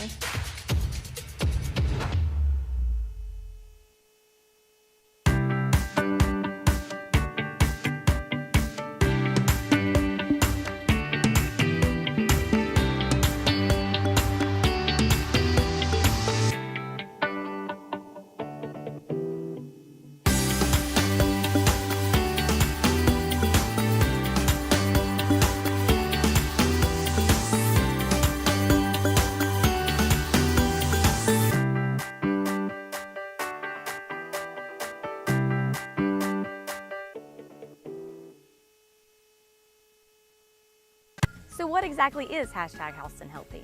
Hashtag Houston Healthy is a healthcare initiative powered by Houston Healthcare. This initiative was created to enhance the overall health and well-being of our community. And here's how you can participate. Anytime you make a healthy choice, like eating a healthy meal, going to an exercise class, or just walking the dog, take a picture, preferably a selfie so we can see you. Upload it to your favorite social media platform and use the hashtag Houston Healthy. Let everyone know what you're doing to make Houston County a healthier and happier place to live. Remember, hashtag Houston Healthy. Good. Healthier today for a better tomorrow. What's up, Houston County? It's Megan. Today we are at the Community Education Department at Houston Health Pavilion with the nurse manager, Miss Danielle Ray. We are here to learn a little bit more about Educare and what it has to offer. So Danielle, tell us a little bit about Educare and what it means and what it has to I do. brought plenty. We are the These part of pigs the didn't save you hospital one. I that brought offers plenty. classes to the community, so everything from chronic disease to childbirth to health maintenance, we're here to help the public. Wow, that's awesome. So I brought what back kind like of 5, classes do you guys JJ. offer here? So specifically, we try to help with chronic disease. No, I for brought people back with heart 5 failure and hamburgers. diabetes, but we also help with health promotion with Yes, things I like did too. hypertension, high cholesterol, high blood sugar, and to help people maintain good health with healthy living for life classes and exercise classes. We also offer childbirth classes, Wow. which is fun for families starting out and wanting Yeah. to start. How about JMA Pinewood, Awesome. 21 So all, 1.5. who are these classes available to? Is this community-wide? Is this specifically for people at Houston Healthcare? Who is that? They're scoring, but they ain't They're stopping open to nobody. I mean, anybody. 21 points. Most of them are free. You just call and register. The only one that requires a doctor's order is the diabetes comprehensive class, but everything else talked is to- open to anybody, anytime. We offer Oh, them yeah. monthly, and so you can sign up. Who? Guys, you can go on to hhc.org, check out the events calendar, see what kind of classes Yeah, I'm they telling offer you. at Educare, how you can sign up, and how Educare can help you become hashtag Houston Healthy.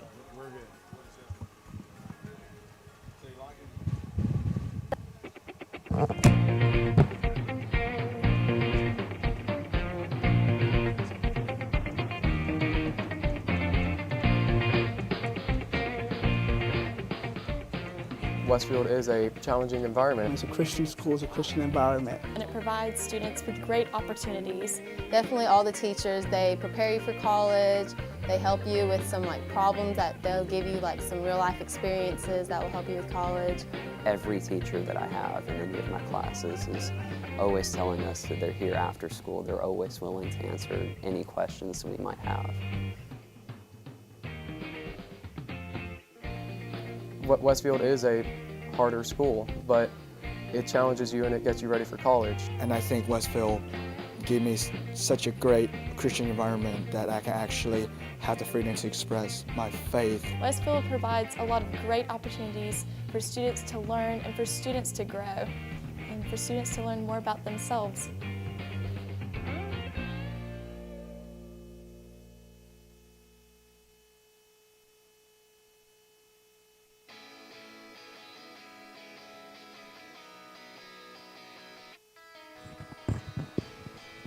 Welcome back to Perry here at Westfield School for tonight's homecoming game versus Bleckley County.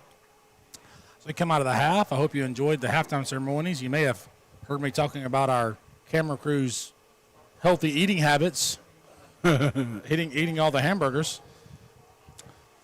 And poor J.J. Siegel left out again. So he was whining, Anyway, so we got that squared away. Hope you enjoyed the halftime ceremony. Lofton Holbert, crowned homecoming queen 2023. Proud of that young lady and congratulations, all that Lofton. she represents. As we kick off the second half, Weston with a fantastic kick. Absolutely. Now that's always scary though when the receiver, return man, bounces it to the wide side when you've kicked it where you wanted to. Good coverage. Let's see who made the tackle. Dean Massey. Yep. Mr. Westfield. So we got, we just mentioned the queen, and now we just mentioned the king.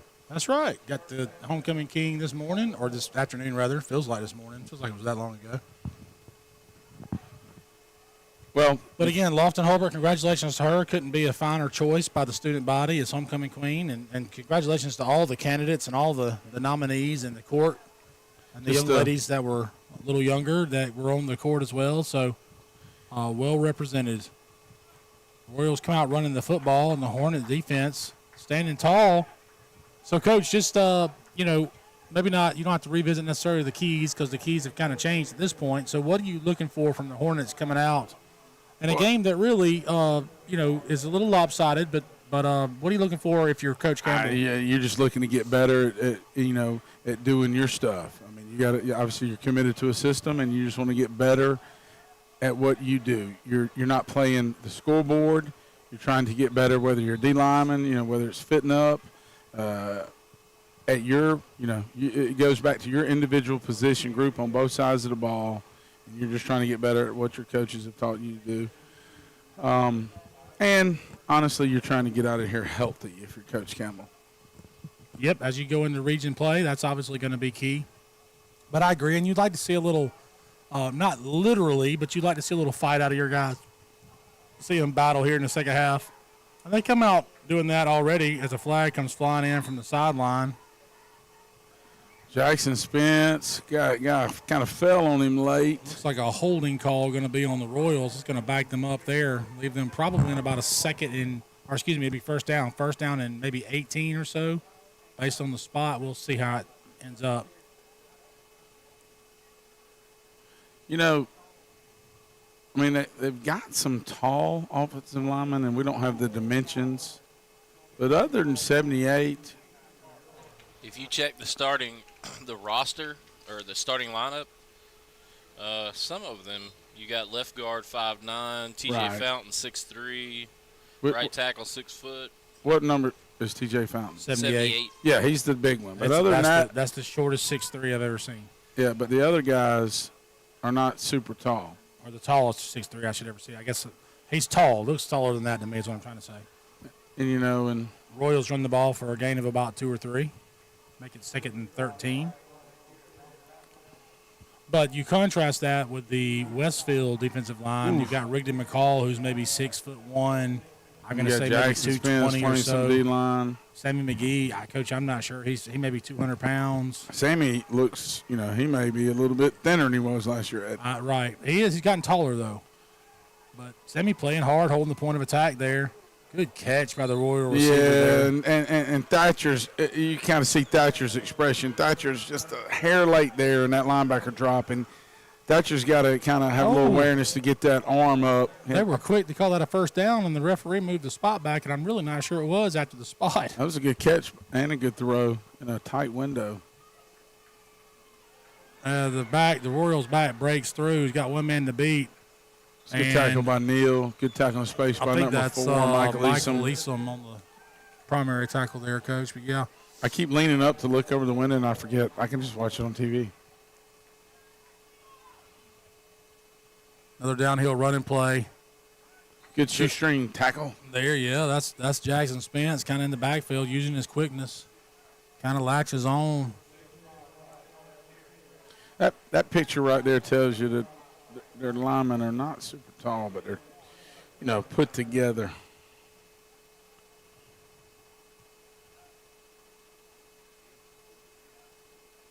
We get a little JJ audio in there. Russ Holly coming from the safety blitz. Throw the out route. Couldn't make the tackle in space, but they do stop him short of the first down. Corner's got to keep his outside levers there, doesn't he, Coach? Yeah, and Wynn, I think as Wynn gets older, he'll perfect a little bit lower tackle in that situation. Maybe go for the old shin, shin pop like that a little bit. Fantastic play. And yeah, beat the blocker. And the blocker out there, number 5, is not happy with his teammates. So on a little hitch deal, he and 13 were kind of jawing a little bit. That's going to leave 4th and 5 for the Royals when they'll go for it here deep in Hornet territory. Oh, and unfortunately we gave it to them on the 2 count. I think that's going to be a first down at the 5 yards. So had a chance to get off the field there, Coach, and we got to be a little more disciplined on the defensive front. Yeah, I think that's kind of we're kind of upfield. We have to get off. We're light. If you're a bigger guy, sometimes your get off doesn't have to be as great. You get off the ball. 5 showing a lot of patience there. 6, I think you mean. Is it 6? Is it? Yeah, it's 6. Okay, my eyes aren't great. Georgia Tech guy, numbers are a problem. Eyes are a problem. Hayden with another shot, guys. Another Duke shot. Okay, that's fine. I guess you're all Notre Dame fans now. World loves Notre Dame. No. That's a touchdown for the Royals. Just running downhill on the Hornets there. That is 6 again. Is that 6 again? Rod Flag. No? Yeah. The numbers scrunch up. 6. I hate the I shouldn't say that. So you're having problems reading the numbers? I'm just checking. Oh, wow. Oh, geez. Was this like... This has been a salty, chippy halftime. Take a shot at... The man started it when he called me overweight. Hurt my feelings. I'm just fighting back for all the overweight people in the world. You make fun of my 4 eyes and call me Greek and stuff. What? That was Coach Fitzpatrick.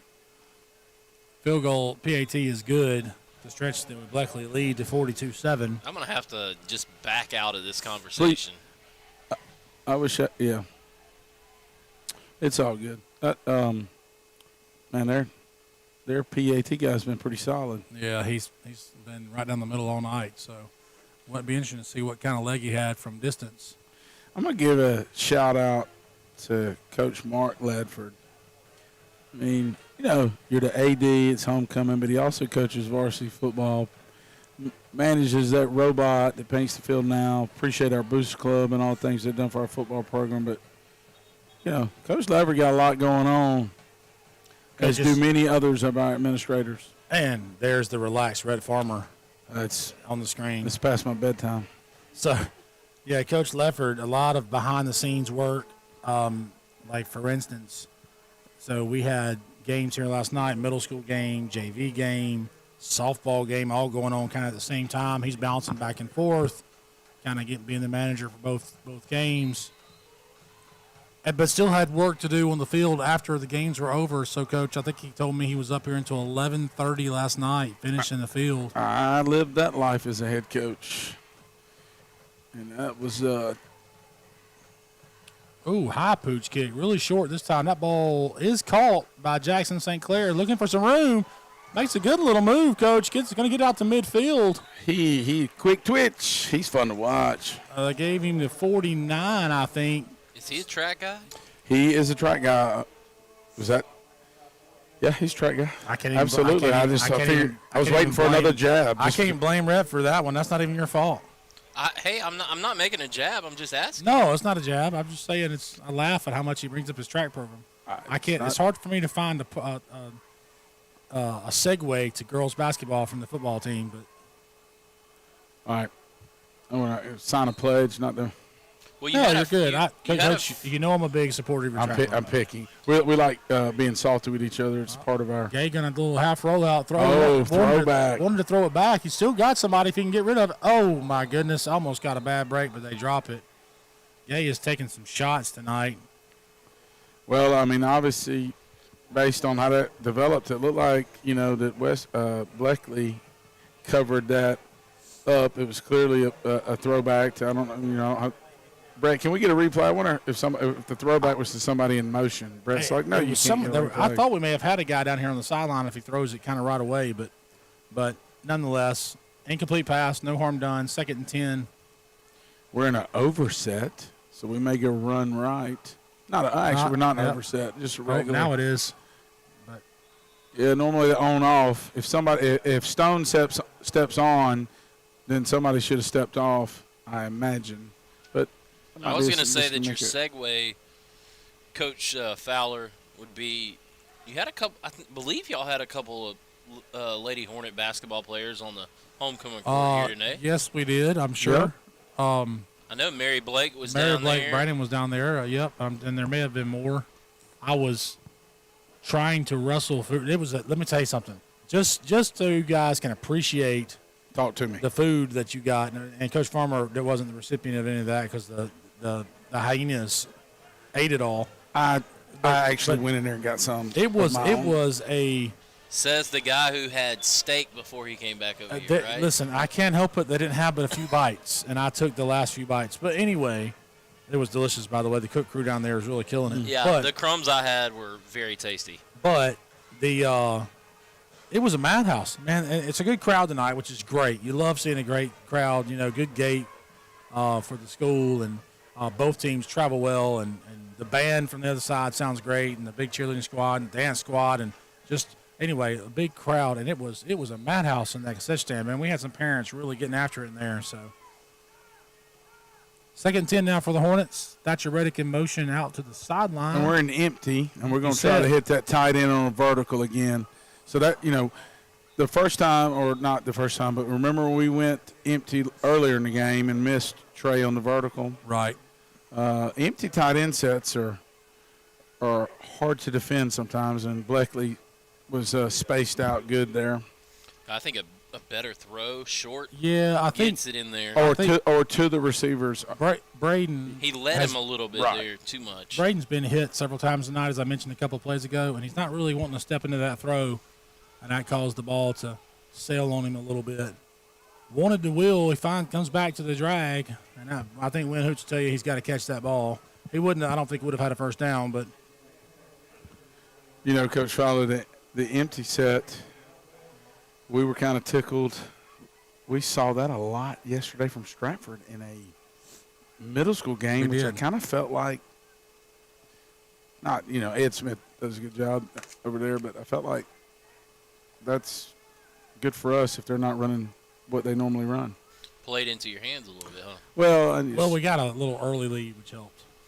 Kind of forced his hand. The streak continues. The streak continues. Ooh, that's a great punt. It was. Man, that nose up is hard to field. That's a good play by the returner. That ball always falls shorter when you think it is. Flag in the backfield. Did they run into the kicker? Do we hold? What happened here? Is it a roughing? I don't know. I'm short. I'm blocked by some cameras. I didn't catch the play. It's kind of in the backfield. Running into roughing. The kicker. Well, it's a 5-yard penalty, so they'll decline that, and it'll be first down. So let's see if we got the we shot got here. The review. No. I guess he falls into him. It's probably after the. Yeah, I tell you, Coach, yesterday was a fun game. Stratford was a really good, well-coached middle school team. It was physical. Very physical game. I thought our guys really kind of stood tall. I could call names, but so many guys stood out, so I'm gonna refrain from doing that. But just proud of the whole crew. We only got 23 players, and everyone was able to get in the game and contribute, and it took everyone. It always does. And our JV played after us and fought a really tough game. Yeah, and JV doesn't get to practice a lot. I mean, it's almost like a glorified scrimmage. And, Those guys play with varsity. Ended up coming up just a touch short, but really it's not about the scoreboard in the JV game to me. But it's about reps. But it really, when I say a touch short, it literally was a very close game. Right. But, yeah, those reps are invaluable. Good tackle by Brock Johnson right there. Really good play. Coming back to the same play, kind of sells it. Johnson again on the play. He said, Coach, I tell you, between his kicking and his tackling, he's really had a good game. Yeah, he got beat once on the deep ball, but, I mean, it's kind of really tough to hold that against him. He's a talented athlete. I mean, you're talking.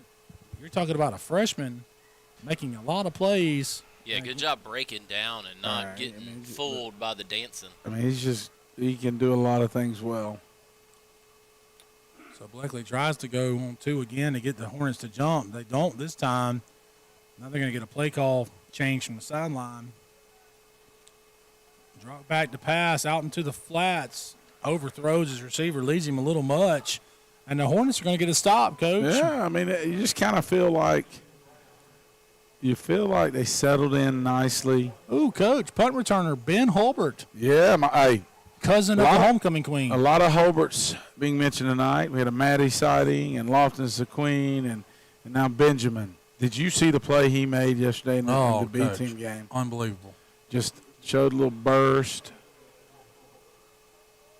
And no surprise really to see Ben Deep just really got, just dependable. He's the guy that's going to make the right decision almost every time. He understands football. Absolutely. And we tell our kids all the time, and they kind of look at us like we're crazy. We grew up watching football. I mean, I watched football Saturday and Sunday as a teenager, and a lot of kids don't watch a lot of football now. We tell them, watch football. Ben watches football. The Royals have to call a timeout because they only had 10 on the field. So there'll be a little stoppage here. So I remember coaching Ben in 8th grade, Coach, and I can't remember the exact situation, but he had made a bit of, and I'll say a mistake. It probably was okay. He carried the ball for an 8-yard gain, and I was trying to tell him, hey, if you cut this way, you might take that to the house. And before I could even get out of my mouth, I put my arm around him. He goes, Coach, I know if I cut that back, I probably scored on a. Well, and I said, yeah, that's what I was going to tell you. So. Well, on the defensive side of the ball, let me tell you what I remember. I know what you're going to say.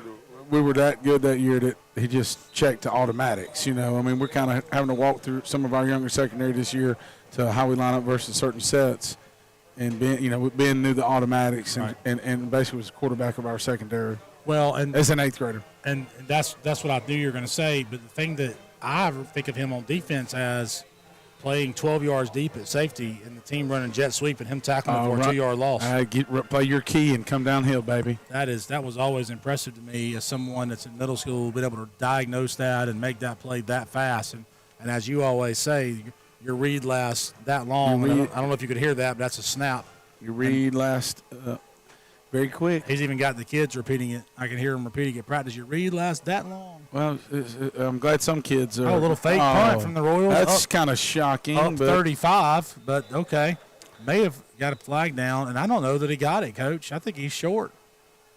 The spot, I think, is short, so unless the penalty's on us. And that's offense is huddling. That's I don't know about the up 42-7 fake punt stuff, but okay. Yeah, that's Yeah, I'm not real sure about that call. It looks like a whole. I mean, now look, maybe it's something that they wanted to rep. The games. I guess I'm thinking bigger picture here. If I'm look, and who am I to criticize their staff? But I'm just saying, if it's thinking bigger picture, I'm thinking, okay, I'm about to get in region play. Well, how am I going to show my hand? The old rules, the old kind of gentleman rules. And look, Von Lassiter is the things you hear about him, and just a great coach, a great human being, loves on kids. I just think absolutely. I think the game has changed, and everything's kind of fair game now because it's just a cutthroat world, and you're trying to get better. And I love that scheme. There's that tight end on the seam out of good. And that feels good to punch that in when. They go for a fake. So we motion to empty, and that run to tight end, and somebody's got to run with him, a linebacker. Great scheme there against the man defense. Coach, I'm gonna be in quarters against empty, but I guess I'm a dinosaur. I'm not. It's hard to be in 3 deep against what I tell you yesterday. If dinosaurs are around, they still stomp people too. Right? It's hard to guard 5 with 3 deep or what. And not saying they were in 3 deep. Maybe they were in man under. I don't know. A linebacker's got to run with them, but I know they've been shown some empty several times, and so it was a good scheme. So Weston Rankin in to attempt the extra point. The snap and hold are good. The kick is. The hold was not on the ground it didn't vertically. Get through. Yeah, I think maybe the ball didn't get down, but so the kick won't be good. It's 42-13 now. That's That one maybe the snap was a little high, and the hole maybe didn't get down quite in time. Well, so. the ball was kind of like sitting flat, and that's no. People often forget. It's so much like anything else. I know I was watching an interview with the Falcons head coach who, my goodness. No, they look don't bad. talk about that. Don't talk. I Anyway, can't. I'm a big Arthur Smith fan. I Stop. I like Arthur Smith, but that was horrific last week. It was, but my point is, everybody wants to throw away Desmond Ridder, and I admit he hasn't looked great. Do they want to get rid of Ridder? Nice, Coach. Dad joke. Anyway, all that has to happen for a No crap, Sherlock. Well, not you. I'm saying to Arthur Smith. You just about caught a backhand. Oh, sorry. Like I had to refrain. I twitched. Oh, quick twitch. Coach Fowler's got some quick twitch. My goodness. I was saying to Arthur Smith. He's saying, so how about chill out with the let's fire Ridder talk? And, I agree. I agree 100%. I agree 100% with him. I actually, listen, the Falcons are fun to watch. We'll see. Go to the Big Test, Jacksonville in London. They're playing, unfortunately, 9:30 in the morning Sunday, so I'll be in church and miss that. But that's a great kick if it stays. Oh, wow. A touchback from Weston Rankin. Good job, Weston. I tell you what, if he can place that ball right there the rest of the season, that is a weapon, Coach. I was to clarify, I was saying like no crap Sherlock to Arthur Smith. Yeah. I got it after a second, but my quick twitch response was like, "What's this fool doing? What's he doing?" Am I going to have to move lockers in the middle school? I don't know. I'm scared. Hey, we don't need to sow any discord between the the worst coaches. The worst thing that would have happened if I'd have like really popped you, that you might have hit me back, and I'm not a fan of that. I can't see. I mean, I miss. I was like, man, this guy calls me fat, and then he snaps at me. The Royals running the football, and the Hornets are rallying to the ball, Coach. A little life. Yeah, little life. Sammy. Got to be excited if you're Coach Campbell, what you've seen in the second half. A lot of fighting these guys. Mr. Westfield, Neil O'Brien, Sammy. Did you see Sammy's dad today? I was wondering when the velour was going to come out. Loving the leisure. I think maybe he got that at a Richard Simmons yard sale. I can't wait to tell. I hope he hears that on the replay. He's man, I'm gonna tell you that guy's well read, well cultured. He not gonna share our conversation. Alumnus of what university? The Demon Deacons. Wake Forest. ACC. Yeah. He got beat by Tech last week, by the way. We're about the same age, and I mentioned, some cultural things that I grew up on. He was like, yeah, I grew up on that too. Pass out of the flats. Got somebody there. Got to make the play. God, eight's pretty good. Oh, man. Wow. He got Dean. cleaned up, Dean Massey, but it was after they get the first down. Hey, eight's pretty good. He's letting Massey know something, too. Oh, I like it. Oh, you know what? I like that. I like it. Dean let him know, hey, I got you. And he comes over there and says, good lick. They get a little high five and run off the field. I love it. I thought he was about to kind of shove him. I love that. I'll be honest with you, man. I like how our kids have hustled, and I like how the Bleckley County kids carry themselves. Coach, I don't know. I'm going to say his name again. Again, Brock Johnson coming up from corner to force the play out of bounds. He's going to sleep good tonight. Yep. 2nd and 6 for the Royals as they approach midfield. Little downhill run action. That's a good fit up by Thatcher. It was, and a lot of effort there from Jackson Spence. Now is when there's kind of some extracurriculars, guys playing hard. Now is you're just trying to get out of there, get the fourth quarter, and all right, 3rd and 2 from the Royals' own 42 or 3.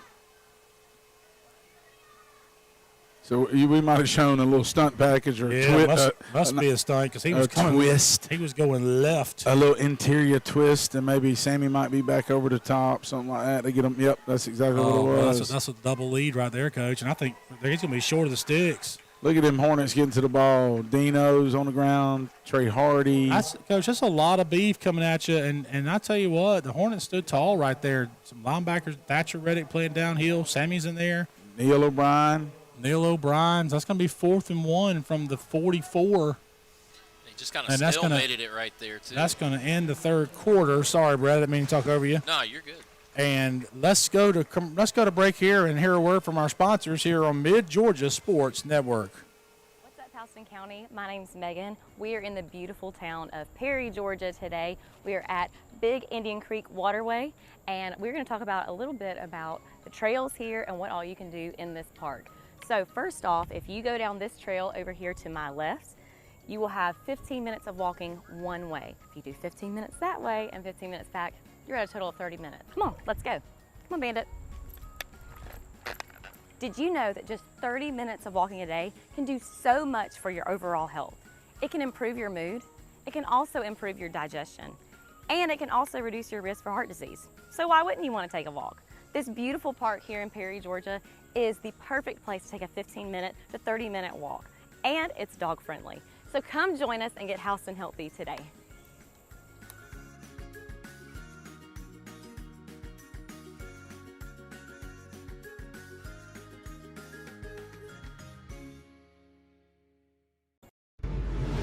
Together. Athletic. Friendships. Welcome back to Perry at Westfield School. Westfield homecoming game. Got a big 4th and 1 here from the Royals going forward on their own 44-yard line. The Hornet defense looking to stand tall once again. Really played a lot better here in the second half. They're going to punt it. Oh, they're in yeah, I'm sorry. I just saw the line. Has he been the punter? That's a big boy punter. That's there. number 4, the D lineman. Oh, our guy. And is he going to get in? He's going to get. Oh, did he stop it? Wow. No. Oh, he That's crossed him. over. Okay. I think the first guy kind of saved it. The second guy may have stepped on the line, but great kick. That's the D lineman, Tug Pasby. Or Pasby. Well, athlete. I remember Cole Miller punting for us a couple years ago. Yeah, a lot of love for Cole. Great football player, but he wasn't that big. No, he wasn't that big, but he was a D lineman punting, offensive lineman guy. He was good with the foot. I was talking about him earlier. What a great football player he was. Yep, he was fun to coach. He was nice. You had to ride him sometimes, because he was so physical, and sometimes he's going to do what he wanted to. But man, he became a really good football player. The Royals, a lot of men crowded down near the box. Gates going to throw the ball. We got another empty scheme there. Little wheel route. He kind of threw that one away. It wasn't really open. I kind of liked that he threw it where only one man could catch it if it was going to be caught. Yep. I said I wasn't going to call names from yesterday, Coach, but I got to give a shout. Court Pearson was throwing dimes. And then, of course, we had a couple of guys. Seymour. Peyton Seymour, really, congratulations on that, by the way. For getting it correct, right. Yeah, really had, maybe 140, 150 yards receiving. I have called him Sinclair all season because I have the Sinclair. Something's wrong with me. I know. Little angle route from Holbert there is not open. Braden Gay's going to try to get back close to the line of scrimmage. May have lost one. Sheldon Benton had a good game. Sheldon Benton he made a catch down there. And really stretched for the line and scored. Banks Reddick playing sick. Jay Free was playing with a broken nose and just making plays everywhere. Carter Black, and then on and on. We got depth at D line. And we're leaving people out. John David Lane. I was trying to call his name. We call him JDL. So timeout here taken by the Hornets, James I think. Moore. I mean, you got James Moore with a pick to end the game. Caden Farron asking him to play 700 positions because we kind of banged up in some spots, and Caden Farron's in 7th grade, and he looks at you like, "Yeah, coach, where do you want me?" Patton Lamberth. Oh wow, the general. Jonathan Taylor. We're leaving people out. How can you forget the general? The general. And the life of the party, and I mean this, and he is the life of the party. Owen Cox. Sir Mix-a-Lot, the guy. Who else, man? Just names just kids that, I guess when you get old in the older years, I get a little sentimental, man. Those kids have done everything we have asked, Coach Fowler. They have. David Briscoe, don't want to leave him out. The Count of Monte Briscoe. The Count of David Briscoe. The Count of David Briscoe. That joker. Who else are we missing? Churcher. Got some Cole Churcher tight end, and Harper Fountain at tight end. Harper Fountain going to be good. We'll have the whole roster don't sleep on Harper Fountain. Going to have the whole roster named in a minute. But anyway, all you guys, all who we've left out, hear this. So a lot of love, guys. A lot of love. I feel like we've Hornets with a big third down, 3rd and 11 here. They're going to send St. Clair in motion, little short motion.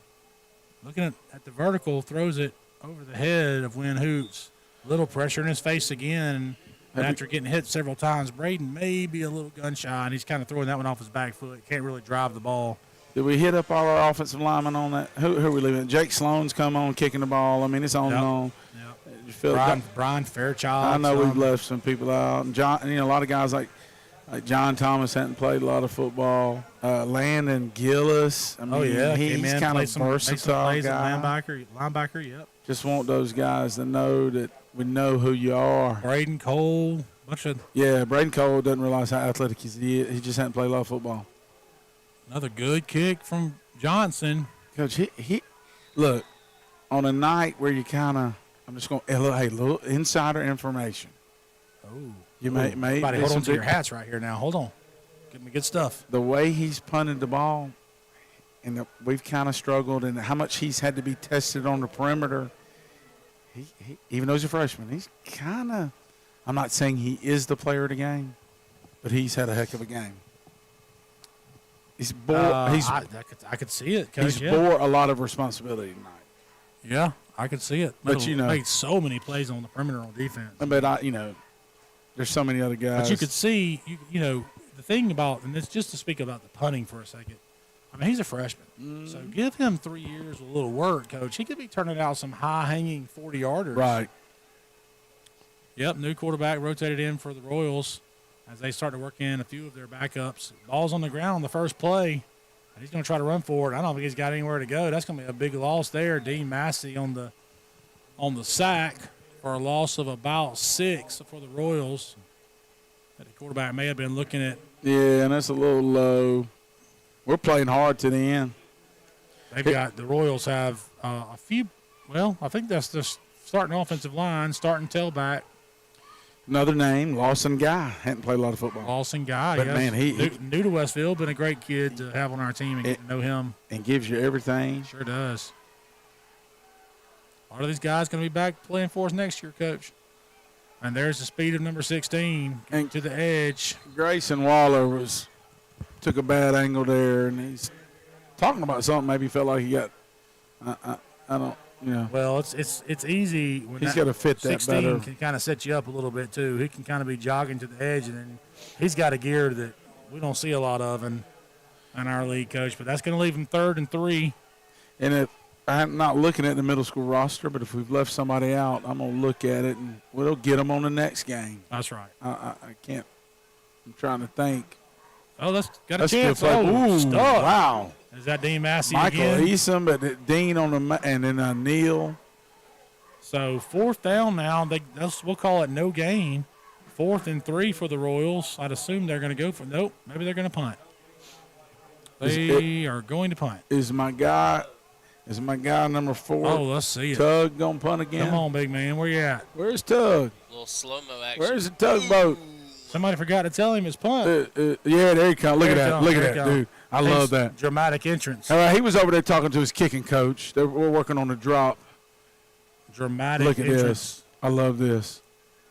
The dude's just like, snapping the ball. Fixing it. Hornets are coming. He's going to have to get rid of it quicker then. Oh, they play safe, which is probably smart. Hey, the ball is exploding off that guy's foot. And it dies. So that's going to net. That went from the 43 to the 5. That's a 38-yard punt. Look, and it may seem like we're making light of it, but that kid can kick. Dude, let me tell you something. He's an eyelash from having 2 balls down inside. Ain't nobody making light of it. He's an athlete. And no, not as a D tackle now. That guy's a stud. That guy can play. Yeah, look. Well, how many times we talk about it? Oh man, somebody doesn't even know punt footwork. They don't even really understand. I mean, he's an athlete. You don't have the middle school roster on your phone, do you? I don't. Not where I can get it easily. But trying to think about positions and whatnot. Gray McConnell, there's my guy. We got to find Gray. Gray's I've never had somebody that played in the secondary on defense, but then he plays offensive line. It's a Coach, versatile. Versatility is a weapon. Oh, St. Clair with some speed around the edge. Going to pick up about 4 maybe. I can't quite tell. Hey, another sleeper candidate for good game or however we want to say it. Jack Creeders. How come that dude had a sack at the end of the game yesterday? Huge play. That is a massive oversight on our part. I think it's got us covered, though. I finally found my roster. And Jack Creeders is a guy that we've asked to do a lot of different things. He's done a lot of things. Yep, he's been Mr. Versatility. Hey, Swiss Army knife. Do we have any footage of the middle school team? Oh, we just might. We just might, Brett. I may need to get some footage of the middle school team. We just might. I mean, just for good measure. McLean down for a minute. I think he was just. Oh, this is one of those like Wilt's kind of hobbly. Man, Wilt's an unsung hero. I'm a Wilt Leonard fan. No doubt. Yeah, for sure, and just a quality human being. Listen, I mean, all these kids are. Man, we're spoiled. This is a heaven to teach in. 3rd and 4 now for the Hornets from their own 14-yard line. A little empty set. Now we're going to hit Trey on the seam. They haven't covered it up well. Surely they'll find him this time. Well, I mean, we're getting him. Hey, he's up the seam. He's up the seam. Look, turn around. Oh, I think their timing was off. Oh, we had a scheme. They're going to score on the pick. Yeah, we're just off on our timing. Off on the timing, and I wonder if we got the replay. I wonder if Braden felt a little pressure. Yeah, a little pressure at his feet. Rushed his throw. That's Iverson Baker. Yeah, that's what I was thinking. I think Trey was doing the right thing there. He's going to bend that back inside a little bit. Working toward grass. Away from the safety. That's right. And I think the quarterback threw it behind him a little bit. So that's going to be another touchdown for the Royals, and they'll attempt the extra point. With number 39, Ford Childers. Is he going to go 7 for 7 on the night for the Pats? I would bet, yes. He's been pretty steady, Coach. Miss it, Noonan. Snap, hold, and nice little kick there. No. 49-13. Georgia Tech reference. Can somebody mute Aiden? I'm kidding, Aiden. Love you. Aiden gives it to you a little bit. Aiden can mute himself up there. It's all right. It's all good. Well, if you're Coach Campbell, I love that we're taking a shot there, and to me that you've heard them with empty. Why not do it again, Coach Fowler? Yeah, and it would have been there. I think if the and that's again, I'm not taking a knock on Braden Gay. He's had a physically tough night when guys hitting him a lot. So, but I think if we throw that ball a little more towards the middle of the field, that might be a play. And I know I'm guilty to our viewers of getting a little terminology rich. So when we say empty, we're saying there's no back in the backfield. 5 wide receivers and whatever sets that you can put them in that are legal sets, and the right people are eligible. But when they go empty like that, and especially when they motion out, that gives an indication to the quarterback of what coverage they're in. Right, and that's what I was going to say, Brett. But also the motion to empty, Brett, is you're trying to get people to move their eyes around. We've been in just empty pre-snap, and we've motioned to empty. Ooh, somebody. Wow. I don't even know. They're jawing a little bit. It's Waller, and it's Grayson. And I'm not sure exactly how that was, because, anyway, somebody just went helicoptering from Bleckley County. Well, that was a short pooch kick there. Do you think Coach Lassiter's maybe got some concerns about his coverage team and was repping a different little not that he's worried about this game's outcome, but he's worried about down the line. You're right, but, you're giving the ball at the 40. If you think that's a win, I guess. That takes. But you know what I'm saying? That was a clear. It wasn't a miss kick. He was just kind of flopping it. Oh yeah. Speaking of flopping in golf, the Ryder Cup is not going well. Yeah, I did not see it, but I saw some results, and it wasn't pretty. It is not going well. A lot of golf left to play. But and we're always good in singles on Sunday. Sunday singles. But I think it may be over. If you kind of take your bias away from it, don't you think the European team's a little stronger? Yeah, they're a better team. Russ Holly was talking about that in class. He and Jackson St. Clair were like we don't have a chance. Another empty set, and we run. Oh, I love it. I love it. Get your eyes on. Oh, he just missed. He's got a. Right again. Braden's kind of stepping backwards. Well, he had pressure from that. I mean, that's a pretty good. Look at that guy on the edge over there, Coach. Let's see there on the replay. See, he had a little pocket. He had time, but I think Braden's going to be really. I have Braden in class. Braden's going to be really critical of himself when he sees this film. Do you see 56? That's who was bearing down on him. 56 is a grown man, J.B. Jenkins. And I mean, is 56 even started most of the night? Coach, I think these are backup D linemen. 42 certainly is new. 56 is new because they've been playing 64 and 70 something in the middle is new at nose. Watch 64 down here. Oof. Little deep motion from Win Hoots. Going to give it to Nick Free.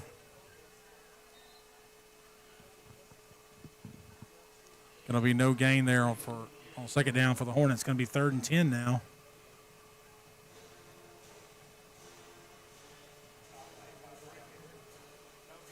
Coach, I think we talked about this the last game we played, but we're really blessed with a bunch of little water bug types, aren't we? We've probably got about 4 or 5 guys that are all in that 5, 8 to 6 foot range, and all of them are fast. They're all weigh about 160, 170, and they can run. Yeah. Well, I mean, look. I think we're letting the clock run down until we get a timeout call. I mean, yeah. See if I can. There were some interesting scores from around the state earlier. I'm going to see if I can get a couple of updates here. Terrell Academy looks like they're handling Southland pretty easily, 40-13 in the fourth. Ouch. Barwood is 35-19 over Brentwood pretty late. Let's see. Frederica is losing to Tatnall 27-7 late in the third. That's probably not a most recent score. And Frederica played. John Miller's really good. Well, speaking of John Millage, last score I got was halftime. John Millage 28, Pinewood 21. Sounds like John Millage is struggling to stop Pinewood's passing game.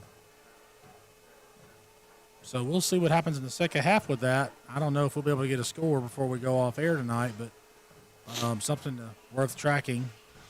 Looks like Stratford is still 28-21 in the third right now. Stratford, okay, if you hear that from Brett, 28-21, still John Millage in the third as the Hornets line up on 3rd and 10. Ben Hubbard in the game. Ooh. Oh. Right away to close on the ball there from the Bleckley corner. And Jackson St. Clair's kind of looking at Braden. They were off on the time, and that corner squatted on that for sure on the pump fake. Coach, you mentioned that because clearly Frederica's got a decent team.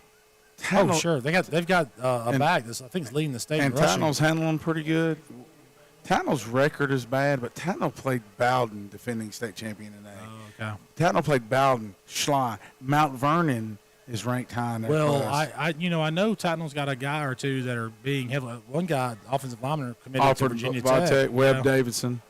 And then their quarterback tailback's one of the best athletes in the league, Antone Johnson. Well, that one he had his toe pointing up, Coach. Dropped the snap. Oh, he's going to get a great roll. Hey. So it's going to end up looking good in the book. It ain't how you drive, it's how you arrive. So back to the scoreboard here. Stratford in a – I can't believe I'm going to say this. Oh, wow. Stratford in a get-well game versus Deerfield. 29-0. When you say get well, meaning they've had a couple of tough losses. Without two wingbacks that weren't on the street. Couple injuries. Big time opponents, too, that they played. Yeah, they have. Brookwood and Pacelli back-to-back. John Millage now on top, 35-21. Yeah, kind of what you'd expect. I was kind of waiting for that to happen. Valwood all over Tift area late in the game, 41-0. So, wow. And Tift area, I thought, was very athletic. They are, Coach. Wow. But the word on the street is Valwood has loaded up. Shocker. Didn't take long. Look at us we're playing hard to the end. Playing hard to the final horn. That's it, Coach. You called it. And Bleckley has subbed in a couple of guys, but I still see some starters. That guy's a freshman that just ran the ball. Isaiah Simonton or I'm going to tell you something. Coach, 32 is a freshman. Does he look like a freshman? A tailback. Oh, wow.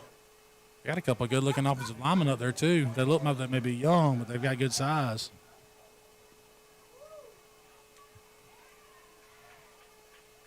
There's your freshman. And the Hornets obviously expect and run, are kind of crowding the box and come flying in to make the play. So going to leave the Royals in a long 3rd and 8 or 9 with ticking down close to a minute and a half left to play.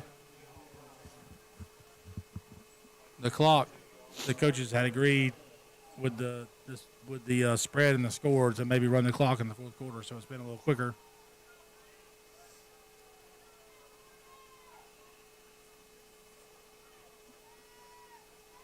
Going to throw the out route. That's a flag down. Minimal gain, probably gain of 2 or 3, but it looks like maybe a hold to where that flag was thrown. We'll see what the call is. It's going to be 4th and 6 if the Hornets decline the penalty, which I would imagine would be the call. Coach, when you see some of these shots on our television up here, man, it's a pretty setting. It really, it really is, because you don't see that setting much as coaches. We're on the sideline or in the box, and you can see the trees in the background. Yeah, kind of reminds me with the big tree there coming into focus in the corner of the picture. Kind of reminds me of the field up at Mary Persons, Coach. So they have a big tree in the corner of their field. Quaint. I was fortunate enough to get to coach a game up there in 2012. The house that Dan Pitts built. Right. And a close game that unfortunately at Perry lost a close game to Mary Persons that night, but beautiful setting. I was in the coach's box up top for the Perry staff, and the visiting or the home fans, their heads were right at the bottom of the window, and they thought I was number 1. Told me that several times, in fact. Oh, wow. Yeah. Turn around and say, "You're number 1." Oh. Using hand signals, of course. For sure. Oh, hand signal. Oh, little go. Okay, so. They love their football in Forsyth. Going to let the young guys go for it here. That's understandable.